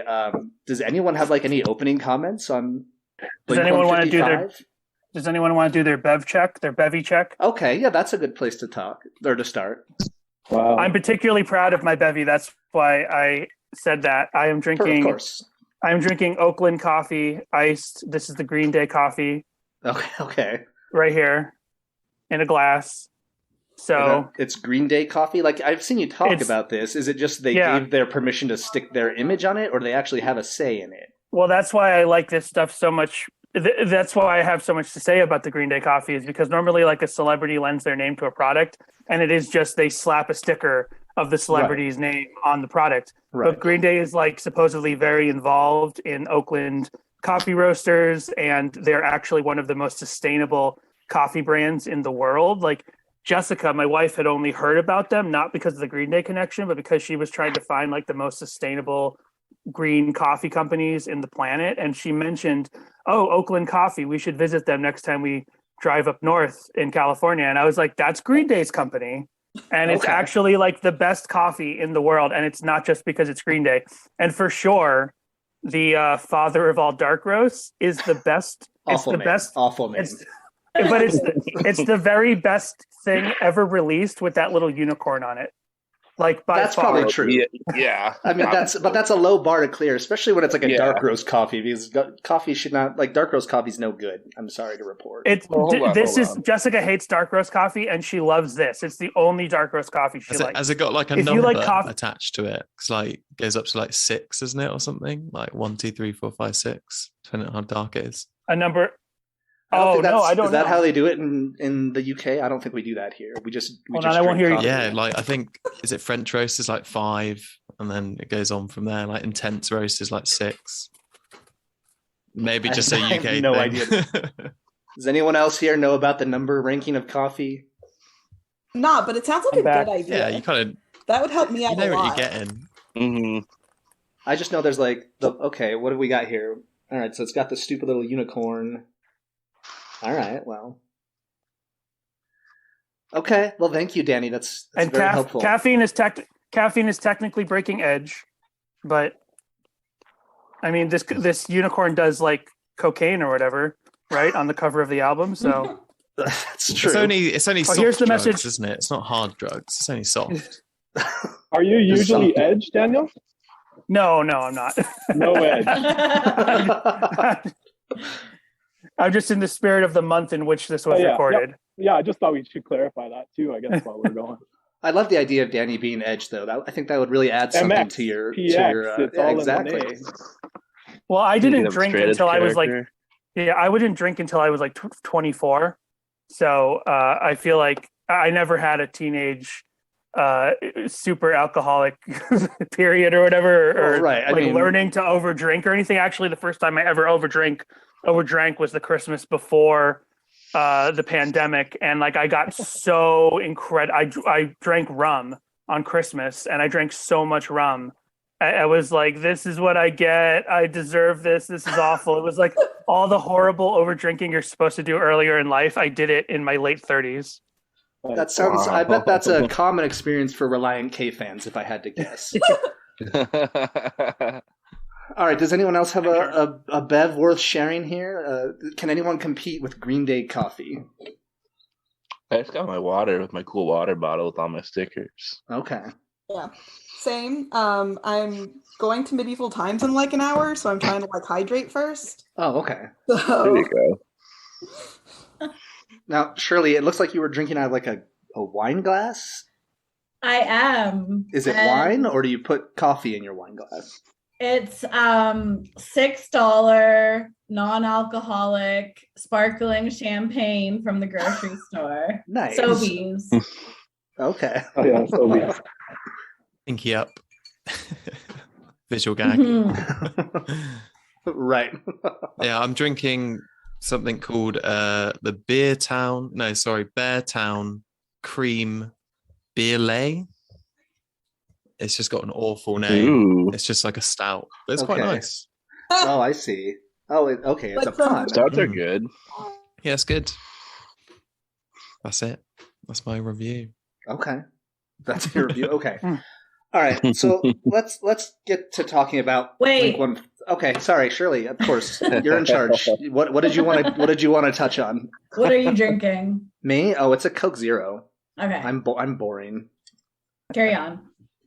Yeah, that's what I've got. It's the middle of the day here, so, and I've got children I've got to go look after this, so I can't have anything too exciting. It's just Coke. Okay, Blink-155. That's how we all know each other. So Brian said that maybe we could try to maybe get Ernest here, and we could each go around and talk about what that particular pod meant and it's continued to mean to us. So, I mean, do we have any volunteers to start? I don't like calling on people or like being like a teacher. It almost feels like you're like my preschool class here or something. Like I have a lot of empathy now for teachers during the pandemic because I just see all these faces like I'm supposed to call on you guys. So I don't know. Let's start with the person from the worst country. So Coop, since you're from the UK, I mean, why don't you start here? I mean, I'm not gonna shout you down for that because I do firmly believe that the UK should be exterminated. I've probably said it a few times, but yeah, on this podcast, even, yeah. Mm-hmm. So Blink-155 and the 155 podcast. It's funny because when they did their Damn It episode, so a year ago, everyone came out with all these like stories, didn't they? Like I was at a X point in my life that I wanted to find something to take my mind off things, or it really helped me through tough times, all that kind of stuff. But really, like, my story is just so boring. I was training for a run and I literally typed into Spotify like Blink-182 podcast, came up, and I started listening to it. Okay. And there was like 70 episodes already or something. So just rinsed all of those in about a month. And then, was up to date from there, and just, it's been like 3 years now or something, 2 or 3 years. Mm-hmm. Yeah, and if we're really going to get earnest, which I hope everyone does, but it helped me through really tough times when my daughter was really young, and having young kids is a really stressful time anyway. Helped get me through that, helped me go through a lot like runs and stuff like that, like pushing through on like marathons and half marathons. Just a boring answer, really, to be fair. Right. Okay. All right. Who wants to go next? Anyone? Any takers? I can. Okay, perfect. Nope. Shirley. They were like 100 apps in or so when I got into it, and my brothers were both like telling me about it forever. They both listened, so that when I started listening, it was something that we all like would text each other about while we were listening to the app. So that was nice. But the biggest thing I think that I've taken out of it is like a lot of friends, and not even just like that were listeners to the pod, but then like I got onto Twitch through Blink-155, and through the pandemic, I've like found a really sweet community of friends on Twitch that are like some of my closest friends now. So yeah, that's what you'd say, I guess. Okay. All right, Althea, did you wanna chime in here? Sure. So I actually, this is such a shitty story. I had not heard of the podcast until the Damn It comp, which I only heard because Jenny Owens Young is on it, and Okay. I love Jenny Owens Young. And so Offering the Vampire Slayer podcast. Yeah. Sorry. Hers is so good. Anyway, so I listened through the comp, and then it was at a point in which all of the podcasts I was listening to got depressing, because that's where we were in time. Sure. I can't listen to daily news podcasts anymore. Those destroy me. And so the podcast had just ended. And so I saw it, and like, there are 170 episodes. I'm going to pay for their Patreon for the 3 months it'll take me to get through this. Cool. And then a week into that, they announced the new podcast. Mm-hmm. So suddenly I went from I really thought I was getting into like a $40 commitment. Right. I laugh at that girl. So young and full of hope. And now I spend my whole day arguing with Canadians on the internet about pop punk. So, right. How long does it take you to get through like all 174 episodes and the exclusives as well? I gave up because I was like, I'm gonna have to keep paying for it anyway, and I think I got through like 100 episodes all in a row. Okay. And then I slowed down. So you still haven't gotten through all of them then? No. Okay. Wow. Well, I started skipping around after then. Sure. So yeah. Okay. I'm a fake fan. A fake fan. Typical. Name 3 episodes. Right. Okay, Dottie, did you wanna go next and maybe reflect on Blink-155 for us? Sure, I can try. I was hoping there'd be so many people here I wouldn't have to say anything. I was just sort of like, sorry to let you down. Yeah. Yeah. Just wanted At to least learn. Steven, to play off of. But sure. I came to it through Pitchfork, the Phil Elverum episode. I'm a huge Mount Erie guy, and I laughed and showed people. I was like, "Look, a 3-hour podcast about Blink-182 where they talk about my favorite band." And I think that just like sort of floated around in my head for a couple of weeks while I was in like a weird employment situation, and then suddenly just at home a lot. So I was like, one day, like Althea, my podcast started getting boring, and I listened to that and fell in love with those guys immediately. They're so funny, and at that point it's so well formed. They're so like the banter is just so on point. The jokes are sort of tantalizingly sort of just beyond your sort of understanding, and you need to sort of hear the rest of the pod to sort of put it all together. And I'm a sucker for that kind of thing. And so I did listen to everything, and just like didn't want to Patreon. It's like, who's paying for podcasts? There's how many hours of content here? Right. And then I got through the content, so I started paying for the Patreon, and that was also right around the same time, I guess, that the new pod started. So gotcha. So that, I don't know, I should try and make it more succinct, but that's the shortest version of getting into it. And then an extension of that is like I hadn't played music for so many years, besides sort of just like aimless noodling. And once that new format kicked in, it changed my perception of how I was able to just sort of make things and put them down and get rid of them, walk away, you know? I don't know. I'm getting a little choked up. It means a lot to me because of that. Okay. See, that's the kind of earnestness I wanted from everyone else so far. So thank you. Everyone else has been a letdown up to this point. You want tears. Exactly. I invited everyone here to cry. So I'll look at the sun for a minute. I might get some. Right, sure. Okay, the last one that I want to touch on here was, I'm not familiar with this person, but I'm looking at the Zoom call. It says Daniel Leary. Daniel, did you want to maybe introduce yourself and how you know Blink-155 in this podcast? You know me. I've been on your podcast before. It's really not ringing any bells. Oh, I'm glad I made such an impression.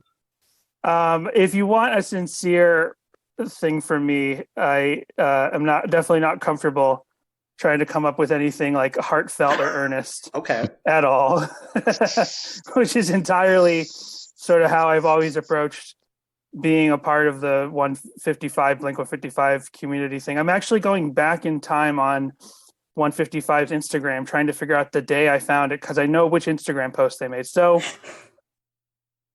I'm MxPx memes. There's no reason for anyone to know what that is. No. But I'm MxPx memes. I have that account, and I started that like a couple months before 155, maybe even around the time 155 started, like, or just a couple months before. And then I got into a bit of a Blink, like, this is my real story. This isn't my like ironic being an asshole story. This is my real story. So I had a bit of a Blink renaissance around the time that 155 happened to start. And it was because I was finally going to cancel my Netflix DVD membership. And I was like working really hard because this is like, what is, so this is like 2017 or something, right? That is so long to have a Netflix DVD. Well, it was always on and off. Like I didn't keep it constantly up all the way up to 2017. I feel like 2017 is when I realized they still had that as an option. And you're saying you're one of the people that was still doing it. Yeah. Okay. So, but like, this is where I was like, okay, I'm cutting it off. I'm done. so many things I want. They don't even have like, I don't know who's used Netflix DVDs in the last 10 years. No, but like just you. It's a ghost town anyway. Yeah, it's a ghost town anyway. And everything you want is usually not there. So I was like, okay, I'm going to really work through really fast and get all the things that Netflix DVD has that I can't find anywhere else. And two of the things that happened to be that were both of the what is that series called? The Blink videos. The Urethra Chronicles? Yeah, the Urethra Chronicles. The two Urethra Chronicles DVDs. I had never seen the DVDs. I'd only seen the VHS of the first one. Mm-hmm. So I watched both of those, and then that put me in a whole new Blink like personal renaissance. So I was obsessed with Blink again. And then that's around the time I'd started MxPx memes as just a project to make memes about the band MxPx. And one of 155's early Patreon episodes was where Josiah and his brother talked about the MxPx song that Mark Hoppus did on the Passion of the Christ soundtrack. Mm-hmm. So I found that just like trolling MxPx tags. Okay.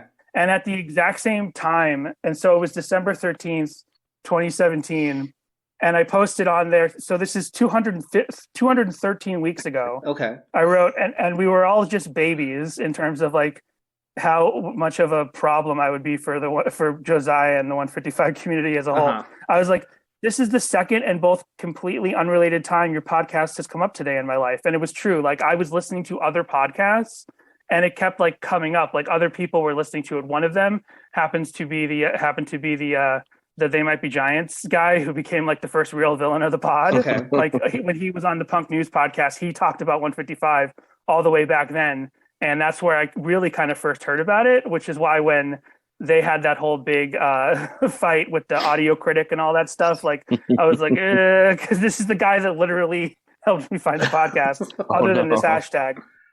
And then, and then Josiah replied, heck yeah, what was the first? And I just find it funny that Josiah was like positive about it because like I'm a snake about to be invited into the mongoose nest or whatever. Uh-huh. And then I just replied. It was so that's how I found out about Blink-155. And in my obsession, I don't have a thing like I wasn't going through any sickness, and it didn't help me with that, and I wasn't going through any big personal issues. Like anyone who has a story like that, it's wonderful, it's very beautiful. But mine was just like my story was just a story of like obsession and just like darkness of the soul. Because just for some reason, I got like really obsessed with listening to it. Like I was one of those like first night listeners, like the minute it came out, and then I got tied up in the whole Twitter sphere thing, which this is super egotistical for me to say because there were Twitter accounts like BlinkFan 420 and other people like that. But what the Twitterverse became for Blink-155, I think I accidentally started it like a war because it all went back to like the Sucks Pod guy, which I was sure was you back then, and it wasn't. Remember this? Does anyone remember Sucks Pod? Not Pod Sucks, but Sucks Pod. Sucks Pod. Yeah. It was someone who popped up for just a couple of weeks and was snitch tagging Mark Hoppus and saying, this podcast sucks. I'm going to make a podcast about how you guys are wrong and you suck. And I was like genuinely pissed off at this person. So that's when I created Pod Sucks. And that became my alter ego forever. And it was you effectively ruined my life for like 6 months. Exactly. But that's fine, whatever. Because everyone was sure you were Suckspod. Because I remember, yeah. Suckspod was snitch tagging Mark and Tom and everybody, and you had snitch tagged Mark a couple of times. Once. Yeah. One entire time. And then Suckspod never stepped forward, and maybe Suckspod is here for all we know.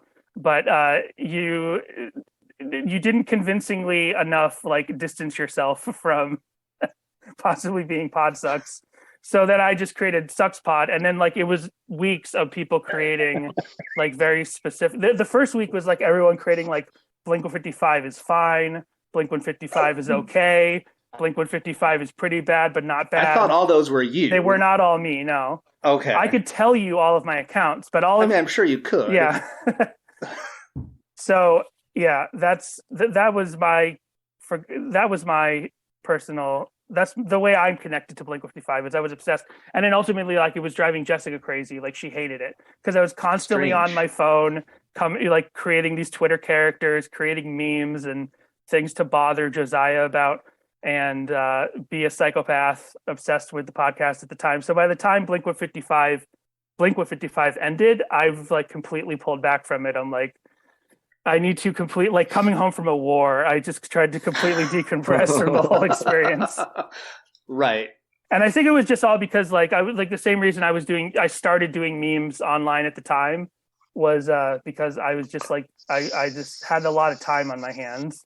Like I was at a job where I had a lot of time on my hands and I could kind of like wasn't time managed, and I was just like trying to be creative. It was kind of my midlife crisis, was creating memes and being obsessed with like 55 and doing all of these awful Twitter characters.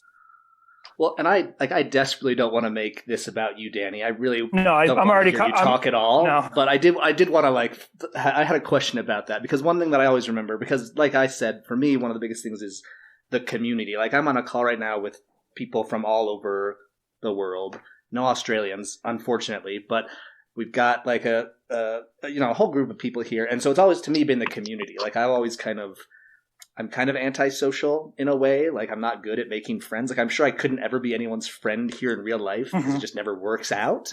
So the internet to me actually helps me make friends. But I never like, people always gave me shit for liking Blink-182.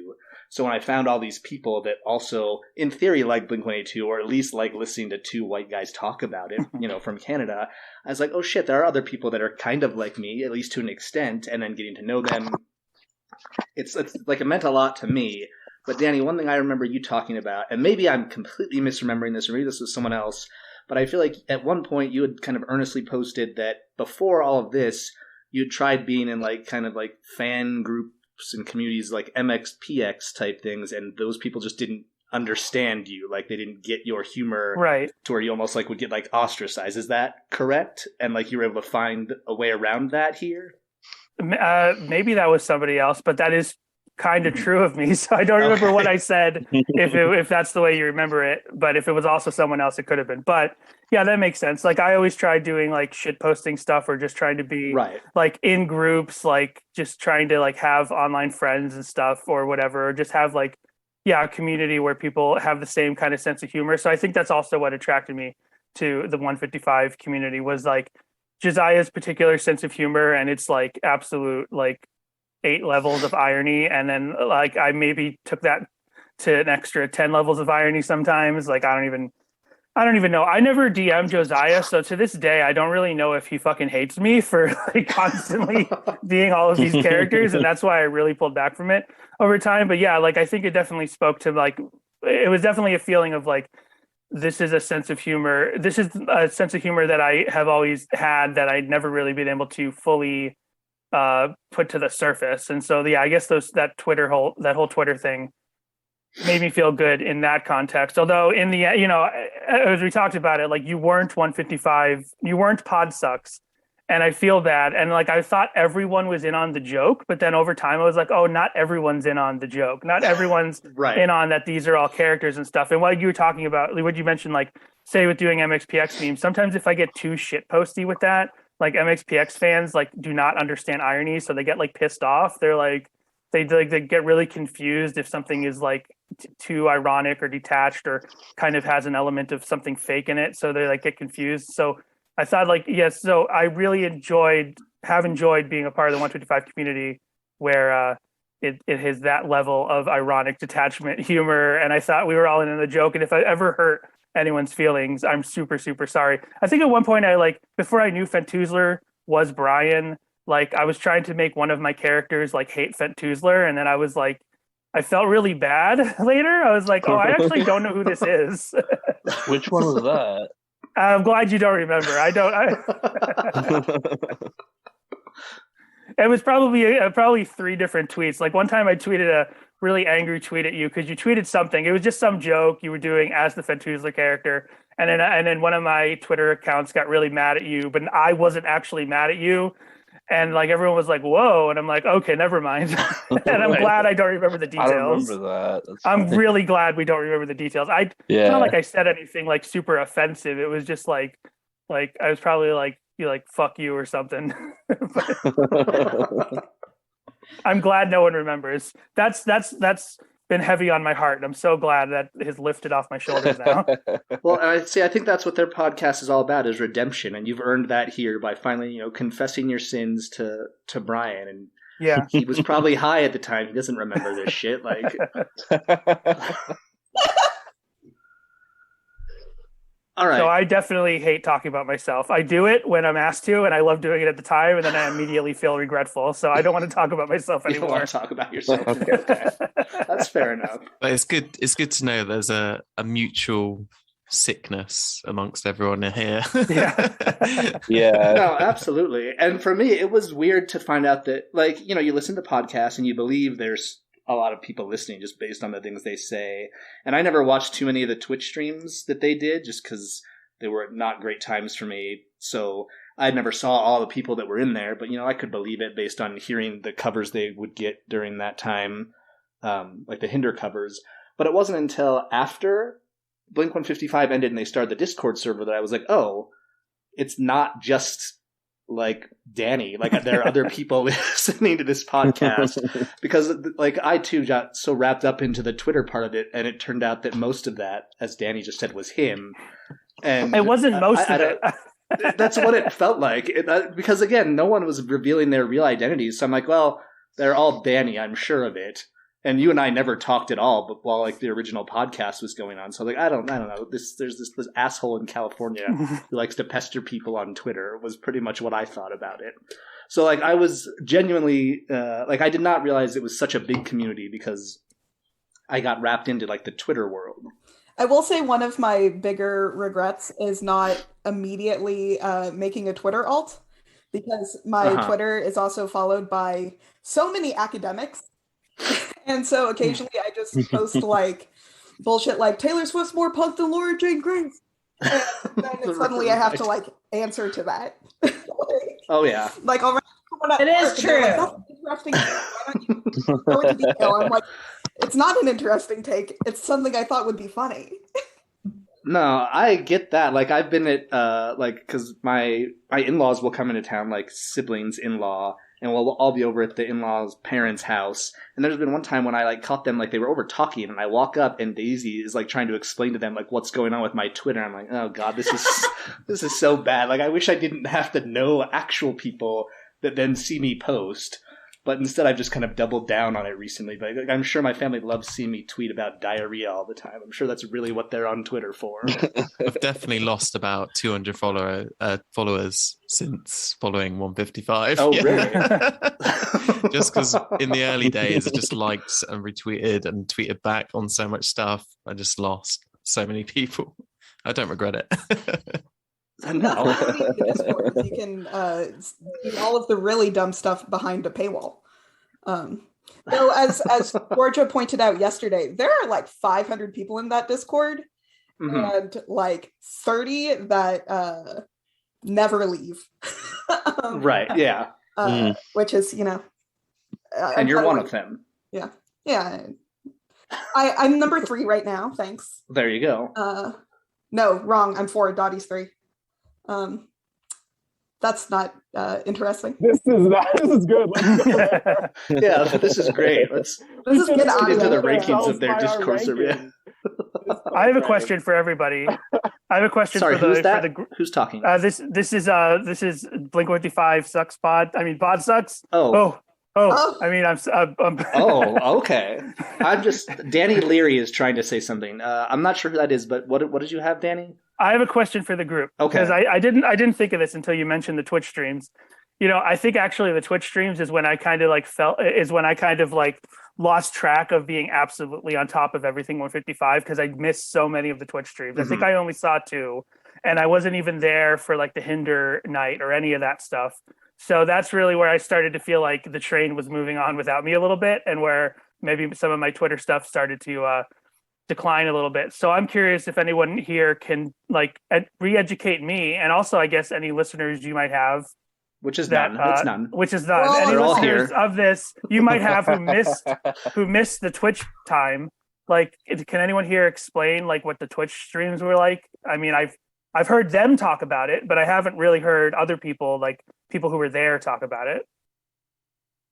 I don't remember. Nobody? I don't remember. It was I remember as being just really magical. Like that was such a good time. That era is like just really like part of like a really big era of my life. Yeah, I don't really know how to talk about it though. Like the Twitch streams, there was like it felt like a huge victory though, like to raise that much money with the Hinder comp. And just like everyone was so like nice to each other for once, I think. It's because Danny wasn't there. Yeah. Yeah.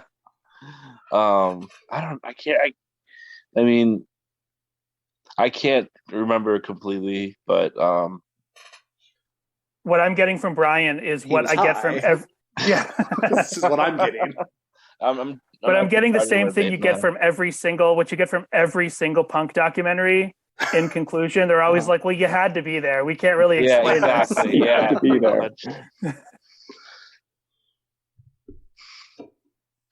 You're right though. Those streams were magical. Like, yeah, you were so there. amped up. Yeah. I probably joined live. I probably joined 2 of them, but always watched them like in the archive afterwards. But like, because they'd be like 2 to 3 hours long, wouldn't they?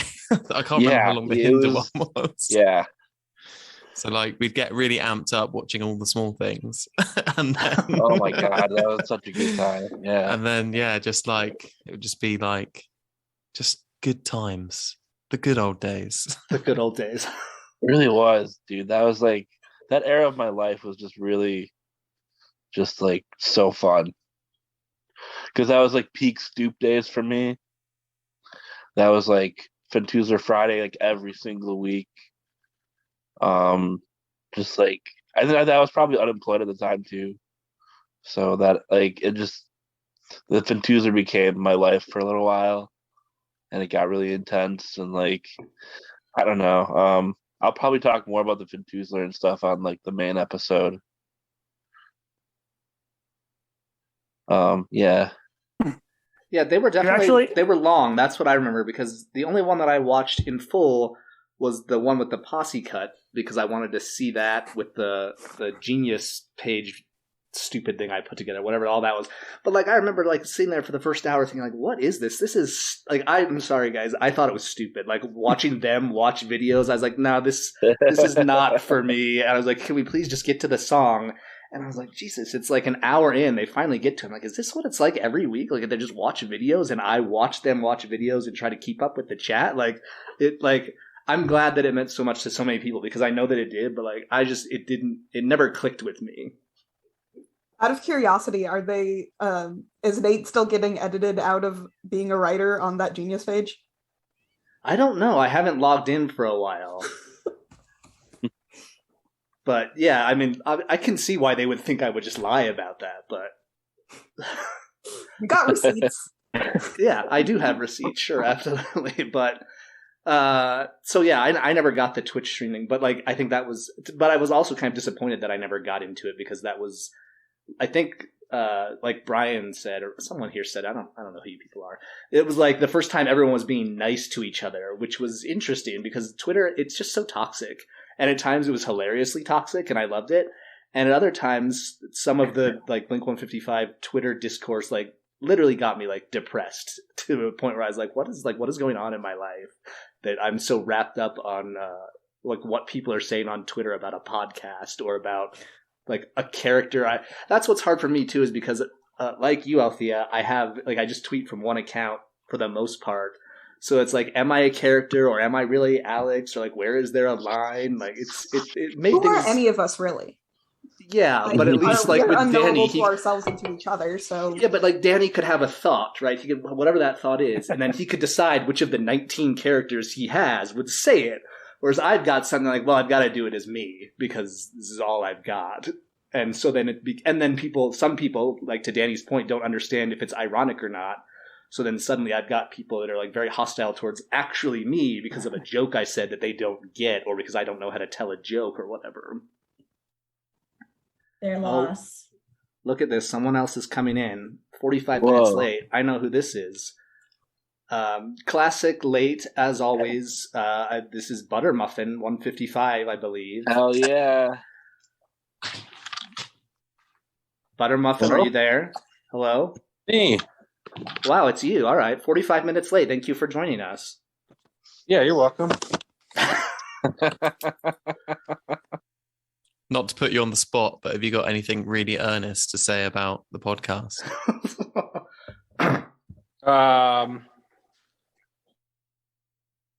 Earnestly really like it. That's all you've got? I know you're late, Mitch, but we've all gone around, we've shared our feelings, and we've cried. Even Danny cried about Blink-155, so we just want to give you the chance to tell us what you think and how much you love the podcast and all of us. I love you all very much. Okay.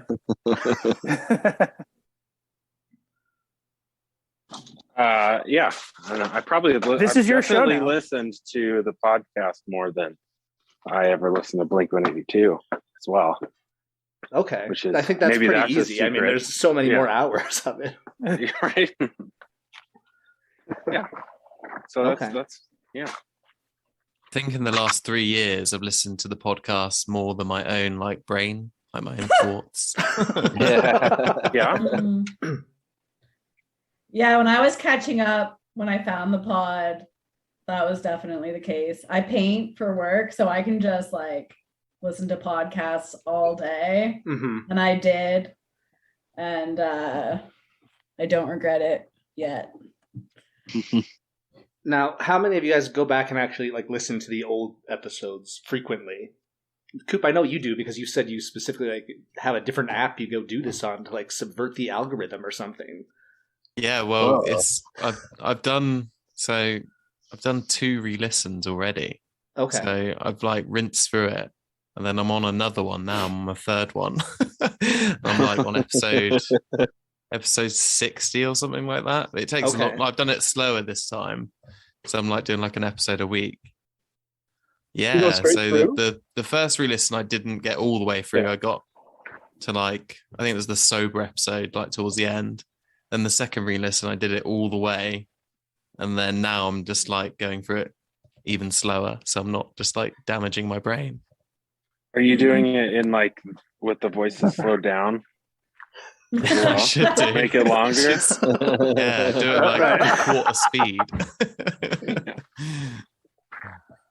Most of the way, so I still haven't finished my original run of the pod, and fuck it, I'm going to say it right now. I'm not gonna. Okay, wow. Line in the sand. That's a hot take, okay. I'm just not going to finish it. But the way that I have been listening to past episodes is whenever, I was going to say somebody, whenever Ern has decided to just listen to one of the podcasts in the voice chat, as a result, I've heard the beginning of the Man Overboard episode 8 times. Okay.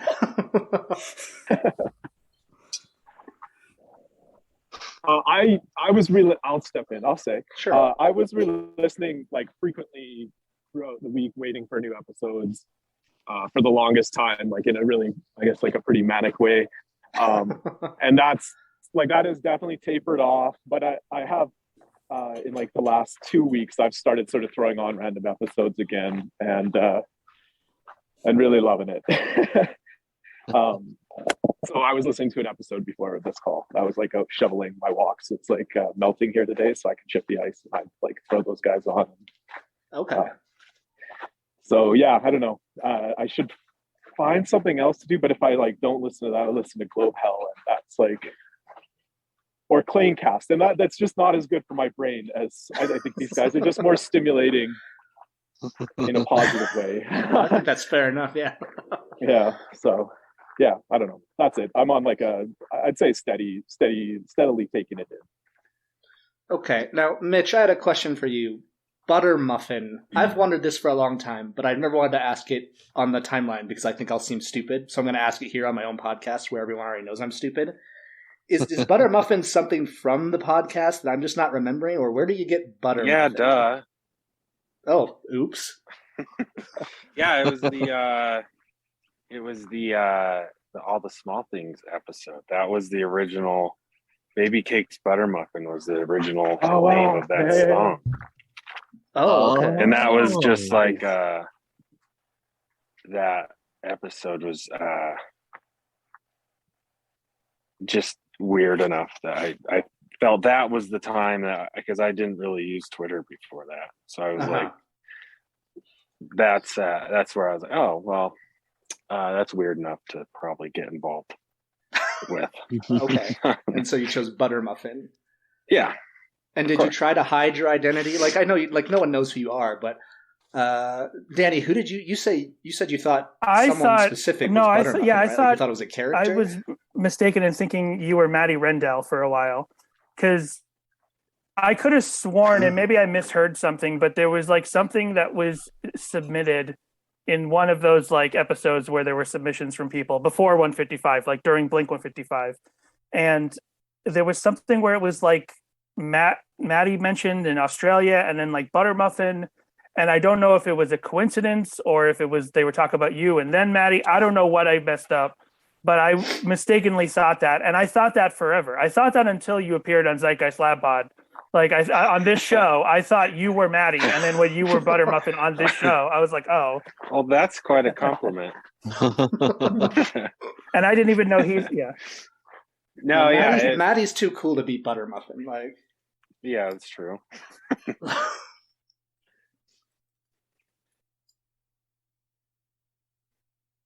No, yeah, I thought it was more fun just to leave it as Butter Muffin, just because it just is stupid enough to be, somewhat entertaining for myself.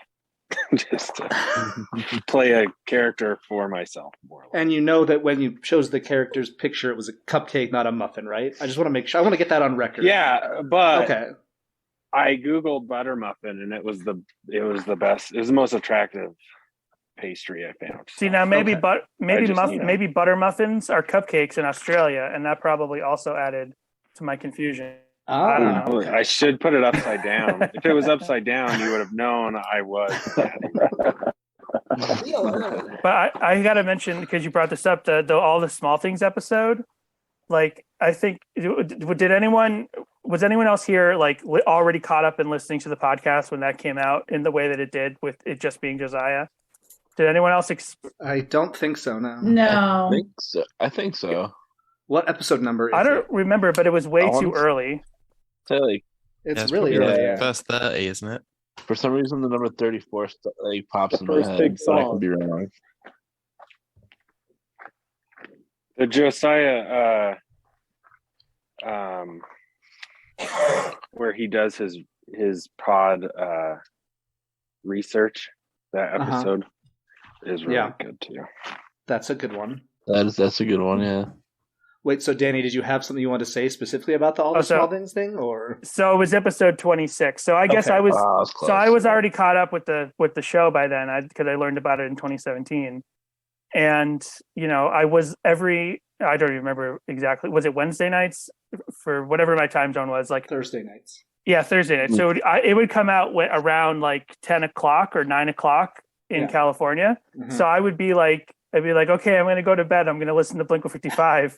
And so that night was just the weirdest night, because I would have my headphones in because Jessica didn't want to hear the show. I actually have a story about where Jessica liked the show for like 3 weeks and then she immediately reverted back, but that's a different story. But she didn't like listening to it with me. So I put my headphones in, and then it's just Josiah like talking to us. And I'm like, for that early version of the podcast, like that felt like a pivotal moment of like, this is anything. It's like an anything can happen kind of moment. If there could be All the Small Things episode, like, would you think it's got to be one of the biggest episodes? Probably as big as like a Damn It or not always. Count the Spiders. I Miss You. Yeah, I Miss You. Like as big planned an episode as one of those two, but it's just tossed off as it's just Josiah going through his research without Sam there. Right. And I was like 100% there for it. And like so many people weren't there for it that I'm like, no. We all have to get on the same page. Like, you gotta be there for, it's just you and Josiah sitting in a room together. Just like the metaphorical you, all of us as the you, just sitting in there listening to him talk to you about his all the small things research. So yeah, that was like, but I feel like also that was too early in the podcast for it to have made the big impact that say like the Hinder comp or the Twitch streams made or any of that stuff. Right. Yeah. Okay. Yeah, but it's funny. I was just curious if anyone else remembered hearing that the night that it came out, and I guess I'm just too old. Yeah, you had to be be If you're saying it's episode 26, so that was like 10 weeks before I found it. So I was close, but no. I listened to it mowing the lawn. When I heard that episode for the first time, I was also going through a yoga with Adrian routine, because trying to multitask, get fit. And it ended up being very strange because Josiah would realize how futile this is. At the same time, I was like in a weird balance. Nice. Yep. Fun stuff about me. My favorite thing about the whole all the small things thing is that like Sam just never like responded to it in any way. Like everyone thought, Sam will do like his own solo episode, but like he didn't even listen to it. Like just did not even acknowledge. Wild. Well, look, if we pay them enough on their Patreon, they'll do like a whole 6-pod series about it, right? That's the deal. So it's just their way of trying to get more money. Yep. Yeah, those goals have not worked out for him so far. No. Hard to figure out what the people want. Hey, they've sort of had the Bob of Lightning. Now it's just trying everything. All right. Well, does anyone else have anything specific they want to share about Blink-155 before we wrap this up? It looks like Buttermuffin is going to freeze to death on his porch. I guess he's homeless. He can't be inside for some reason. I'm sure his fiance doesn't want to listen to him talk about this. That's why I've been walking this whole time. I've been look at all this future igloo material. Yeah, it's awful. It's just awful. Not necessarily about Blink-155, but of 155. I think that has inspired so much, like, not necessarily creativity, because a lot of creative people, but a lot of creative people to make a bunch of dumb stuff and then let that loose into the world. Like I was on 64 songs for that. Yeah. And I think I ended up producing something along the tune of 73, 74 songs in general, just sort of around the pod. And that's something that 100% wouldn't have happened if I didn't feel the need to be better than somebody on the internet. Right. Yeah, I mean, we've all got our ways of proving that we're better. Yeah.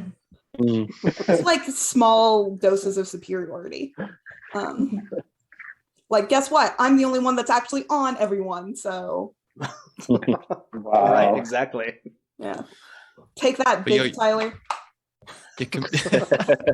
You're completely right, though. Like, I would not have, like, I didn't do any music for like 2 or 3 years, and then I just would not have done any more until they started doing those covers. Yeah. And like again, it was just like 3 days, just try and like crank something out.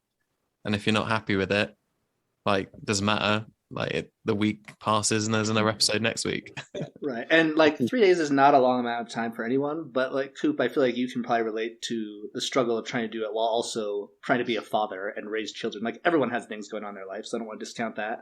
But specifically, when I would try to do it while having a baby, I'm like, this is fucking hard. Like, it's not for the faint of heart. Oh yeah, like it would be from the Thursday that the song got announced till that Sunday night into Monday morning. It would just like be straight, the whole time. These people that like tossed off doing it in like a minute. Like I was the opposite. It took me like the entire time to get something down.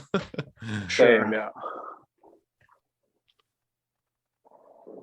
Yeah, I don't think I would have ever recorded a single piece of music if it wasn't for trying to jump on a couple of the funny little episodes. Oh, I didn't realize you had submitted anything. We were on a song together.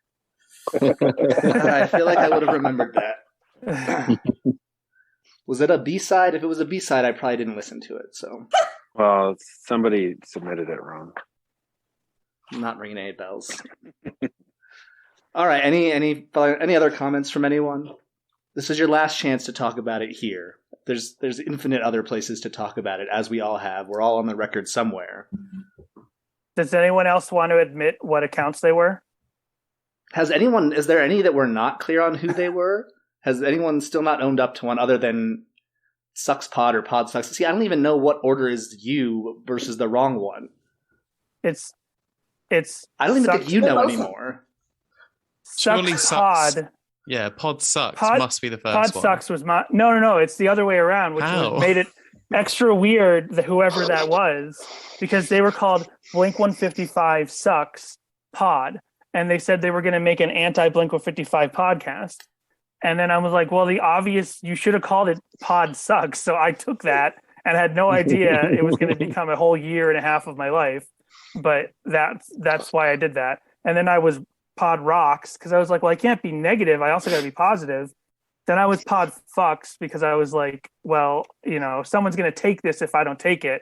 And I'm not I'm not a sexual guy at all, but I was like, all the dirty jokes I ever thought of that like I have no interest in, I can pour them all out into here. And that's my wife found that one time. She found that account. She's like, I'm going to take an interest in all these things he does. And she found like Pod Sucks. She found Pod Rock. She found like Blink-155, please do MH418 2011. She found all these accounts, and then she found Pod Fucks, and she's like, no, you can't. She was so upset, and that's the only account to this day that I ever actually deleted. Oh, you deleted it? Okay, I deleted it because it wasn't me. Like, it was very specifically like I don't think that way. That's not sexual humor. Isn't my thing. But I just was like, I'm going to try this out. Try this as a character. She was humiliated. And I'm sure she's not happy I'm even talking about it now. But it's the only one I deleted. And then she created Countdown Clock. Without telling me, she was the countdown clock that would count down how many days until the final episode. And it reset every time. Like Generational Divide or something. She was counting down to getting her husband back. That's what she wanted. Exactly what she wanted was her doing. marriage back. Yeah. But she didn't tell me it was her. And she didn't know that like every week another 2 Blink-155 themed accounts would pop up. So she was like, why isn't he interacting with me? And I'm like, because I just thought you were some person in Iowa who just creates an account for no reason and then abandons it 2 months later. So she finally told me. And then I made that whole thing part of my story for one of my other accounts. And then her account got deleted by Twitter for inactivity, which sucked. But yeah. And then she was listening to Blink-155 with me for like 3 weeks and enjoying it. And it became a thing. Like it was this redeeming thing. Like we're listening to this now. And then I can never remember the titles. I keep doing this. Maybe it was Degenerate, whichever one mentioned cow tipping. Yeah, and then they had and they had a whole section talking about like the awfulness of cow tipping and the realities of it. And she got so upset because she's vegan that she was like, I'm never listening to this again. I'm like, they're probably not going to talk about cow tipping ever again. Okay. Yeah. So so when I think of you and all your Twitter accounts, I think of like A Beautiful Mind where you got like these cork boards and all these threads connecting this stuff and like this character has to say this and this is how they interact. Like, do you have like a rule book and all these different things you keep track of, or is it more just like... No, I would just think of a joke for Blink-155 and then I would just be like, who makes sense to say this? Right. Who gets this? Do you have to remember that later on? No. No, okay. So I got a piece out, but for the record, I was never too cool for Blink-182, but I did pretend for a while because my husband definitely was. And I'm a mark. Later. Okay. Yeah. That's a good outro question. If you want me to produce your podcast, Alex, everyone should say, were they too cool for Blink-182? Were they too cool for Blink-155 at any point? Yeah, well, that is. Would anyone here ever get like? Were you ever too cool for Blink-155? I'm not. I know a lot of us are fans of the new podcast. That's not what I'm here to get into. For me, we're talking about the original podcast about Blink-182. Was there ever a point after you got into it where you're like, I think I'm going to try to dip out? No. Yeah, hell no. All in forever. For sure. I love that podcast. I mean, like, part of me is still embarrassed by the Fentuzler of it all.